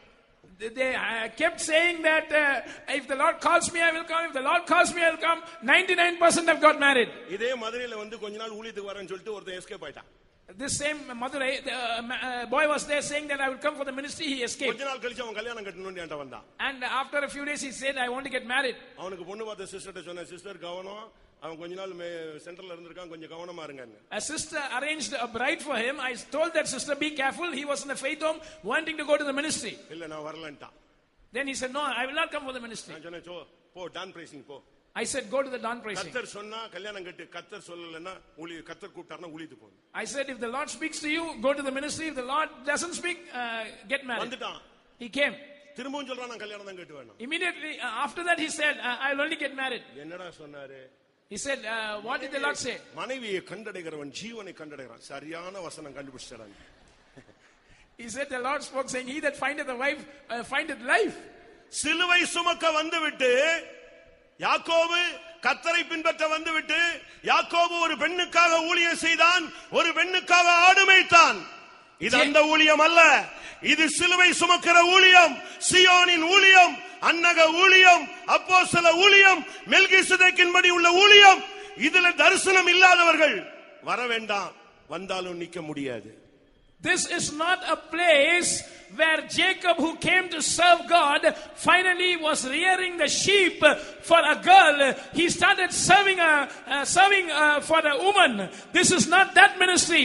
If you don't have such a vision of Zion, that it is a ministry of bearing the cross, that it is a ministry of the eunuchs, that it is a consecrated ministry after the order of Melchizedek, that it is an apostolic ministry. If you lack this vision, don't come. இன்றைக்கு அருமையான தேவனுடைய ஜனமே, உன் கண்களை திறக்கும்படியாகவே கர்த்தர் இந்த கூட்டத்துக்கு கொண்டு வந்திருக்கிறார். தரிசனமற்ற வாலிபனே, வாலிப சகோதரியே, வாழ்க்கையை குருடாகவே போய்க் கொண்டிருக்கிறவனே, இன்றைக்கு உன் மனக்கண்களை கர்த்தர் திறப்பாராக. This evening meeting, the Lord has brought you specifically to open your blinded eyes. You who are walking as a blind person, may the Lord open your eyes. Pastor Don அவர்கள் ஒரு பில்டிங் பெரிய engineer. Pastor Don was an architect. அவர் ஒரு பக்கத்துல evangelist. On one side he was doing evangelism. மற்றபடி அவர் பெரிய அருமையான architect. On the other side he was a very special architect. அவர் ஒரு கண்ணாடி மாளிகை கட்டறதுக்கு ஒரு அழகாக ஒரு ப்ளூ பிரிண்ட் போட்டு லைட் எல்லாம் போட்டு அப்படியே ஒரு ரூம்ல செட் பண்ணி வச்சு இந்த மாடல்ல செய்யணும்னு அழகா பண்ணி வச்சார். He had planned to build a building of glass, and he had printed a blueprint, and he had even set up the lights for it. அத பார்த்து திருப்தி அடைஞ்சிட்டு இருந்தார். He was seeing there and satisfied, seeing there and getting satisfied. ஒரு இரவு one night கர்த்தர் அந்த பில்டிங்கை திருப்பி காட்டினார். The Lord showed the building in reverse. ஃபுல்லா இது ப்ளூ பிரிண்ட் இப்படி இருக்கு, நீ கட்டி முடிச்சிட்டீனா எப்படி இருக்கும்னு அப்படியே காட்டினாராம். The Lord showed him what the structure would be after the building was raised. அவருக்கு பயங்கர ஆச்சரியம். ஐயோ நான் கட்ட போற மாளிகை இப்படி இருக்கான்னு. Oh, is it going to be so marvelous? அப்படியே ஒரு திருப்பி சீயோனை அப்படி காட்டினாராம். And he turned this direction and showed Zion. இது ஃபீஸ் போன பல்ப் மாதிரி இருந்துச்சு, அது 1000 வாட் மாதிரி இருந்துச்சு. That was like a 1000 watt bulb. This was a bulb whose fuse is நீ இந்த உலகத்திலே பிழைப்புக்காக இந்த மாளிகை கட்டுகிறாய், நானோ சீயோனிலே உனக்காக இதை கட்டி கொண்டிருக்கிறேன், நான் சீயோனை கட்டி மகிமையில் வெளிப்படுவேன் சொன்னாரு. அன்னையோட எல்லாத்தையும் மூடிட்டு கிளம்பி வந்துட்டார். The Lord said, for your survival on this earth, you are building you are making plans for the building like an architect, but I am building up Zion, and I will build up Zion and appear in glory. He immediately closed this profession, came to the ministry. கர்த்தர் சீயோனை கட்டி கொண்டிருக்கிறார். தரிசனம் இல்லாத சகோதரனே சகோதரியே, இன்றைக்கு ஆண்டவர் உன்னை அழைக்கிறார். எழுந்திரு, மேல் வஸ்திரங்களை தூக்கி எறிந்து இயேசுவண்டை வா. இன்றைக்கு உன் தரிசனங்களை சீயோனை நோக்கி, புதிய எருசலேமை நோக்கி தெய்வம் திருப்புவாராக, திறப்பாராக. Brother, sister, the Lord is building Zion. He is calling you today. He is opening your blind eyes. He is telling you, throw away your garment and come. Let him turn your direction towards Zion and Jerusalem. எபேசியர் 5:14 சொல்லுகிறது, தூங்குகிற நீ மரித்தோரை விட்டு எழுந்திரு, கிறிஸ்து உன்னை பிரகாசிப்பார். Ephesians 5:14 says, you who are sleeping, arise from the dead, and then Christ shall give you light. சபையில கடைசி காலத்துல உள்ள ஒரு பெரிய பேர் அழிவுன்னு சொல்லுகிறது தூக்கத்தின் ஆவி. The greatest disaster in the church in these last days is the spirit of sleep. பையங்களை பாருங்க, நல்லா தூங்குவாங்க. The boys, they will sleep well. Girls அருமையா தூங்குவாங்க. முக்காடு போட்டா ஃபர்ஸ்ட் கிளாஸா போய்டுவாங்க. Girls, if they have their covering veil on, they will sleep very well. இப்ப தூக்கத்தின் ஆவி உலகம் முழுசும் பயங்கர ஸ்பீட்ல போயிட்டு இருக்கு. The spirit of slumber is attacking the world vehemently. வேலை செய்யற நேரத்துல வேலைக்கு போறது இல்ல, ஜெபம் வேண்டிய நேரத்துல ஜெபத்துக்கு வர்றது இல்ல, வந்தாலும் தூங்கிறது. இந்த தூக்கத்தின் ஆவி சபைக்குள்ள ஜெபத்தை சுத்தமா அழிச்சிருச்சு. They do not go to the office on time. They do not come to the meetings on time. They do not pray when they ought to pray. The spirit of sleep has destroyed the spirit of prayer from the church. அன்னாளை போல ஜெபிக்கிற இன்றைக்கு முதியோர்கள் இல்லை. There are no elderly mothers who pray like Hannah. தானியேலை போல திறப்புல நிக்கக்கூடியவர்கள் இல்லை. There are no warriors like Daniel who can stand in the gap. அருமையான வாலிபனே, அருமையான சகோதரனே, அருமையான தகப்பனே, தாயே, இன்றைக்கு கர்த்தர் உன்னை நோக்கி பேசுகிறார். தூங்குகிற நீ எழுந்திரு, கிறிஸ்து உன்னை பிரகாசிக்கட்டும். Beloved mother, beloved sister, beloved brother, beloved young man, young sister, the Lord is looking to you and speaking, arise out of the dead, you who are sleeping, let Christ give you light. யோவான் 5:8 சொல்லுகிறது, தன்னுடைய வாழ்க்கையிலே சுகமாகும்படியாக வந்த மனுஷன் Bethesda குளத்தை விட்டுவிட்டு மண்டபத்திலே போய் தன்னுடைய பாதை மாறி போய் விடுகிறான். We read in John chapter 5 and verse 8, a man who came for healing, he changed track and now he is lying in the pool of Bethesda. கொஞ்ச நாள் வெயிட் பண்ணி பார்த்தான். He waited for a few days. அது பிறகு கொஞ்சம் கொஞ்சமா குளத்தை விட்டு 5 மண்டபத்துல ஒரு மண்டபத்துல வந்து செட்டில் ஆயிட்டான். Now he has come away from the pools little by little and he has settled in that porch. அதுக்கு ஒரு பாஸ்டர் சொன்னாரு. One pastor said, இந்த வர்ற வியாதியஸ்தெல்லாம் விட்டுட்டு போன, அவன் விட்ட உடனே சுகமான உடனே அவன் பறந்துறான், ஒண்ணுமே வேண்டாம், அதெல்லாம் இவர் தூக்கி வச்சுட்டு எங்க வந்து உட்கார்ந்தாரு. இதான் லைஃப்னு செட்டில் ஆயிட்டான். மண்டபத்துல வந்து செட்டில் ஆயிட்டான். People who came for healing, they left everything saying that I don't want anything, they fled, but this man gathered all those things and he was lying in the porch. இனிமே சுகமே கிடைக்காதுன்னு ஊழியக்காரங்க அநேகர் பேசுறாங்க. Today many servants of God are speaking that you will not receive healing. சுகமே கிடைக்காதுன்னு மருத்துவர் சொல்லலாம், ஆனா விசுவாசியும் ஊழியக்காரனும் சொல்லக்கூடாது. A doctor might say that you will not be healed, but a servant of God or a believer must not say that. உன்னை சுகமாக்குகிறவர் ஒருவர் இருக்கிறார். There is one that heals you. உன்னை எழுப்புகிறவர் ஒருவர் இருக்கிறார். There is one who will make you to arise. உனக்காக தழும்புகள் ஏற்றவர் ஒருவர் இருக்கிறார். There is one who has accepted wounds for you. உனக்காக அடிக்கப்பட்டவர் ஒருவர் இருக்கிறார். There is one who was beaten for you. அவர் அவனை தேடி வந்தார். He came in search of the man. எழுந்திரு, arise, உன் படுக்கை எடுத்துக்கொண்டு நட, take up your bed and walk. உன்னுடைய வியாதியிலே இருப்பது என்னுடைய சித்தம் அல்ல. It is not my will for you to be in sickness. இன்றைக்கு கர்த்தர் உன்னை கூப்பிடுகிறார். Today the Lord is calling you, arise. எழுந்திரு, arise. யோசுவாவே எழுந்திரு, Joshua arise. பேதுருவே எழுந்திரு, Peter arise. சிறு பெண்ணே நீ எழுந்திரு, little daughter arise. தரிசனம் இல்லாதவனே எழுந்திரு, oh you who have no vision arise. வாலிபனே எழுந்திரு, young man arise. சீடன் சீசிகளே எழுந்திருங்க, men and women disciples arise. இது கடைசி காலம். This is the last தூங்குகிற days. நீ மரித்தோரை விட்டு எழுந்திரு, you who are sleeping arise from the dead. 38 வருஷம் வியாதியில கிடக்கிற நண்பனே நீ எழுந்திரு, friend who is sick for 35 years arise. கடைசியாக finally ஏசாயா 52:2 நாம் பார்க்கும் பொழுது, when we read Isaiah 52:2, எருசலேமே நீ எழுந்திரு. Jerusalem, arise. தூசியை உதறிவிட்டு எழுந்திரு. Shake off your dust and arise. இதுதான் கடைசியா கர்த்தர் உனக்கு கொடுக்கிற வார்த்தை. This is the final word that the Lord gives to you. சபை தான் எருசலேம். The church is Jerusalem. உண்மையான சபை இதுதான். This is the true church. அதை நீங்க சரியான விதத்துல காலையில தெளிவா விளங்கிக்கிட்டீங்க நான் விசுவாசிக்கிறேன். I believe that you have understood that clearly from the morning message. சரியான அந்த சபையினுடைய தத்துவம் சத்தியம் உங்களுக்கு சொல்லப்பட்டது. The true doctrine about the church was told to you this morning. சபைக்குள்ள ஞானஸ்நானம் பெற்று பரிசுத்த ஆவி பெற்று கிறிஸ்துவை தரித்துக் கொண்ட ஒவ்வொருவரும் எருசலேம். Everyone who is water baptized, spirit baptized and have put on Christ in the church are Jerusalem. எருசலேமே சபையே, பெந்தேகோஸ்தே சபையே, தூசியை உதறிவிட்டு எழுந்திரு. Oh Jerusalem, oh church, oh Pentecostal church, shake off your dust and arise. எத்தனை பேர் இன்றைக்கு கர்த்தருடைய வார்த்தை எனக்காகவே வருகிறது, நான் கர்த்தருக்காக எழுந்து நிற்க போகிறேன், என்னை கிறிஸ்து பிரகாசிக்க வேண்டும் என்று விரும்புகிறீர்கள்? அத்தனை பேரும் அங்கே இருக்கிற இடத்துல கண்களை மூடி முழங்கால் படியிடுங்கள். How many of you want to shake off your dust and arise? How many of you want Christ to enlighten you? Wherever you are, be on your knees, close your eyes. 5 நிமிடம் 5 minutes. ஏசு அந்த 38 வருஷ மனுஷனுக்கு எழுப்புறதுக்கு 1 second தான். எழுந்திரு. To raise the man who was sick for 38 years, it took Jesus just 1 second. Arise. முழங்கால் போடுங்க பார்க்கலாம். Be on your knees. ஊழியர்களானாலும் சரி, விசுவாசிகளானாலும் சரி. Whether you are workers, whether you are believers. இது கடைசி கூட்டம். This is the last meeting. படுத்த நிலவரத்திலேயே போயிராத, பாடையில இருந்த நிலவரத்திலேயே போயிராத, செத்து போன நிலவரத்திலேயே மேல் வீட்டிலேயே இருந்துகிட்டு அந்நிய பாஷை பேசிட்டு இருக்கேன்னு போயிராத. Don't remain in your sick bed and go away. Don't remain in the corpse and go away. Don't remain dead in the upper chamber and be satisfied that I'm still speaking in tongues and go away. நீ எழுந்தாதான் உன் மேல இருக்கிற சங்கிலிகள் விழும். Only if you arise, the chains that are around you will fall off. நீ எழுந்தாதான் கிறிஸ்து உன்னை பிரகாசிப்பார். Only if you arise, Christ will give you light. நீ எழுந்தாதான் உனக்கு ஜீவன் உண்டாகும். Only if you arise, you will have life. நீ எழுந்தாதான் உன் கண்ணை கர்த்தர் திறப்பார். Only if you arise, the Lord will open your eyes. எழுந்திரு. Arise. யாரும் கண்களை மூடுறதை விட்டு திறந்து பாத்துறாதீங்க. இப்ப தாவீதின் குமாரன் உன்னை கிராஸ் பண்ணுவாரு. Don't open your eyes. Let the son of David cross by you. சரியா 10 நிமிஷம் இருக்கு நம்ம டைம். 10 minutes we have. யாரும் ஊழியக்காரங்க விசுவாசிங்க யாரும் கண்ணை திறக்காதீங்க. No servant of God, no believers should open your eyes. வாழ்க்கையில தோற்று அடி வாங்கி தோற்று போய் முகங்குப்புற விழுந்து கிடக்கிற யோசுவாக்கள் எத்தனை பேர்? How many of you have taken beatings? How many of you have been defeated?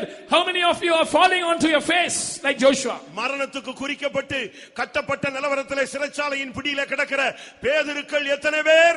How many of you have an appointment with death and how many of you are bound in the prison like Peter? சின்ன வயசுலயே மரணத்தை தழுவிக்கொண்ட அந்த எவிரினுடைய மகளை போல எத்தனை பிள்ளைகள் இங்க இருக்கிறீர்கள்? How many little children are here who are dead at a young age like the daughter of Jairus? எத்தனை வாலிபர்கள் ஆவிக்குரிய மரணத்திலே நீங்கள் பாடையிலே கிடக்கிறீர்கள்? How many youngsters are lying in the bear having met with spiritual death? எத்தனை சீடர்கள் மேல் வீட்டிலே குளிப்பாட்டப்பட்ட நிலவரத்திலே காணப்படுகிறீர்கள்? How many disciples, men and women, you are dead and you have been bathed and laid in the upper chamber? எத்தனை குருடர்கள் தரிசனமற்றவர்களாக வீதியிலே பிச்சை எடுத்துக் கொண்டிருக்கிறீர்கள்? How many blind men without vision are begging in the streets? இன்றைக்கு கர்த்தர் உன்னை பார்த்து ஒரு வார்த்தை சொல்கிறார். Today the Lord looks at you and tells a word. அந்த வார்த்தையில 2 காரியம் இருக்கிறது. There are 2 things in that word. எழுந்திருன்னு சொன்ன உடனே நீ இருக்கிற நிலவரத்தை விட்டு உன் லைஃபை மாத்தி எழும்பணும். மற்றொன்று, நீ செத்து கிடந்தாலும் எழுந்திருங்கிற வார்த்தை உன்னை எழுப்பும். From the Amen. state that you are lying, you must change your life and arise. Secondly, even if you are dead, that word will enter into you and make you to arise. உன்னை நோக்கி ஒரு வார்த்தை வருகிறது. A word is coming to you. என்னை நோக்கி அந்த வார்த்தை வரணும்னு சொல்றவங்க வலது கரத்தை உயர்த்துங்கள். Those who say that word is coming to me, lift up your right hand. ஆண்டவரே, ஒரே ஒரு வார்த்தை. Lord, one word.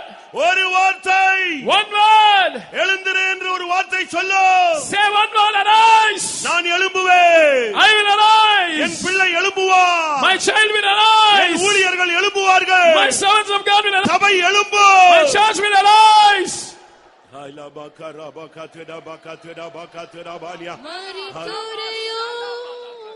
Hallelujah, hallelujah, hallelujah, hallelujah, hallelujah, hallelujah. Imahani mahari balaka tudabania. Amen. Shinabalaka tudibika tudab. ஹalleluya ஹalleluya ஹிபாலா காத்துரா. ஆமென். எனக்காக, என் புருஷனுக்காக, என் மனைவிக்காக, என் பிள்ளைக்காக, என் சபைக்காக எழுந்திருங்கிற ஒரு வார்த்தையை இன்றைக்கு தேவன் தெளிவாக என்னை நோக்கி அனுப்ப வேண்டும் சொல்றவங்க கைகளை உயர்த்துங்க. Those who say that God must send a word for me, for my family, for my child, for my church, arise, lift up your hands. நீங்க இவ்வளவு நேரம் காமனா அந்த பிரசங்கம் கேட்டுட்டு இருந்தீங்க. Today commonly you were hearing this sermon. இப்ப பர்சனலா தேவனுடைய வார்த்தை டைரக்டா சிங்காசனத்திலிருந்து உன்னை நோக்கி வர போகிறது. Now personally this word is going to come from the throne towards you. அந்த வார்த்தையிலே ஒரு தொடுதல் உண்டு. There is a touch in that word. அந்த வார்த்தையிலே ஒரு ஜீவன் உண்டு. There is a life in that word. அந்த வார்த்தையிலே ஒரு அக்கினி உண்டு. There is a fire in that word. அந்த வார்த்தையிலே ஒரு அபிஷேகம் உண்டு. There is an anointing in that word. அந்த வார்த்தையிலே ஒரு மறுரூபம் உண்டு. There is a transformation in that word. அந்த வார்த்தையிலே ஒரு சிருஷ்டிப்பு உண்டு. There is a creation power in that word.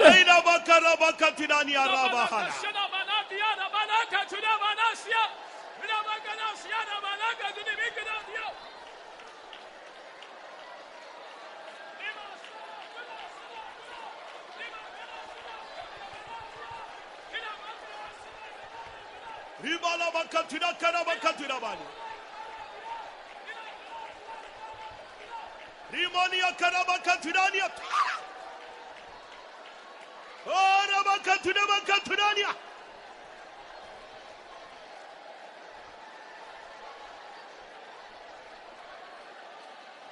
Amen. மரித்தோரை எழுப்பிடும் வல்லமை எங்கள் மத்தியில் நீர் விளங்க செய்வீர். ஆமென். மரித்தோரை எழுப்பிடும் வல்லமை எங்கள் மத்தியில் நீர் விளங்க செய்வீர். சோறும் மண் சரீரம் உள்ளம் உயிர்த்திட தாரும் அபிஷேகமே. சோறும் மண் சரீரம் உள்ளம் உயிர்த்திட தாரும் அபிஷேகமே. மரித்தோரை எழுப்பிடும் வல்லமை எங்கள் மத்தியில் நீர் விளங்க செய்வீர். மரித்தோரை எழுப்பிடும் வல்லமை எங்கள் மத்தியில் நீர் விளங்க செய்வீர்.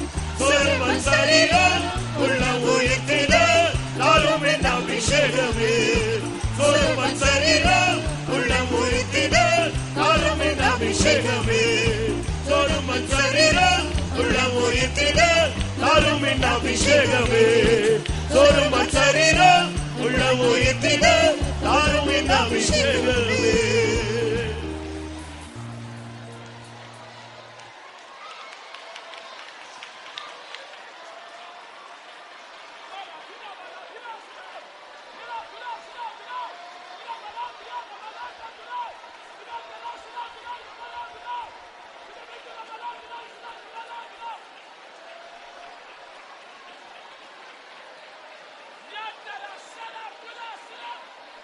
ஆமென். அருமையான தேவனுடைய ஜனமே, அருமையான நண்பனே, இந்த வார்த்தை உனக்குரியதாக இருந்தால் இப்பொழுது ஒரு சக்தி உன்னை தொடும். Beloved people of God, beloved friend, if this word is for you, a power will touch you now. அருமையான ஊழியர்களே, இந்த வார்த்தை உங்களுக்குரியதாக இருந்தால் சியோனின் சக்தி உன்னை இப்பொழுது தொடும். Beloved servants of God, if this word is for you, the power from Zion will touch you.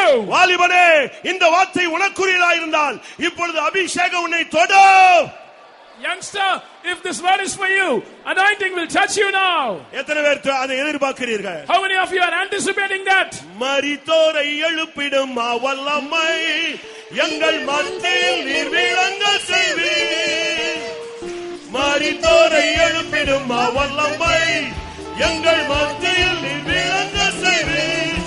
சோறும் மண் சரீரம் உள்ளம் உயிர்த்திட தாரும் அபிஷேகமே. சோறும் மண் சரீரம் உள்ளம் உயிர்த்திட தாரும் அபிஷேகமே. மரித்தோரை எழுப்பிடும் வல்லமை எங்கள் மத்தியில் நீர் விளங்க செய்வீர். மரித்தோரை எழுப்பிடும் வல்லமை எங்கள் மத்தியில் நீர் விளங்க செய்வீர். சோறும் மண் சரீரம் உள்ளம் உயிர்த்திட தாரும் அபிஷேகமே.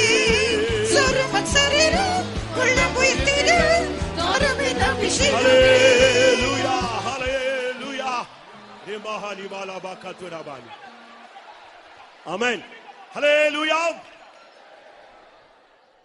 இன்றைக்கு எழுந்திருக்காதவன் வருகையில எழுப்பப்பட முடியாது. He who does not rise today cannot be resurrected at the coming. இது உனக்குரிய time. This is your time. முடங்கி கிடந்த உன்னை தேடி தேவனுடைய வார்த்தை வந்திருக்கிறது. You who were bogged down, the word of God has come in search of you. இன்றைக்கு யாரை எழுந்திருக்க சொன்னாரோ அவர்கள் எழுந்திருப்பார்கள். அவர்களை நோக்கி வருகையிலே எக்கால சத்தம் அவர்களை நோக்கி வரும். To whom the Lord said, arise, they will arise today, and at the coming of the Lord, the voice of the trumpet will come towards them. இன்றைக்கு உனக்கு ஒரு வார்த்தை வந்தது போல அன்றைக்கு எக்காலம் தொனிக்கும், நாம் எல்லாரும் மறுரூபமாக்கப்படுவோம். Like a word came towards you today, on that day the trumpet shall sound, and we shall all be changed. என் மீட்பர் உயிரோடு இருக்கிறார். My Redeemer liveth, நான் அவரை காண்பேன். and I shall see him. அந்நிய கண்கள் அல்ல, Not strange eye, காணோம். my own eyes shall see him.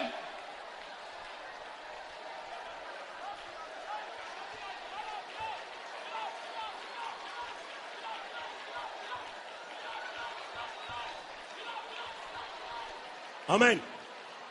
எழுந்திரு என்ற வார்த்தை எனக்கு கேட்டதுன்னு சொல்றவங்க மட்டும் கை வைத்துங்க. Those who say this word arise was heard in my ears, lift up your hands.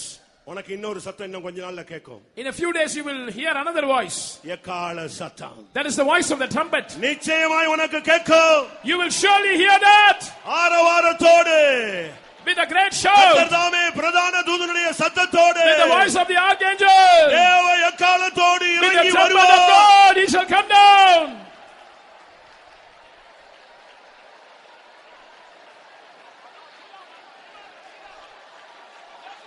Amen.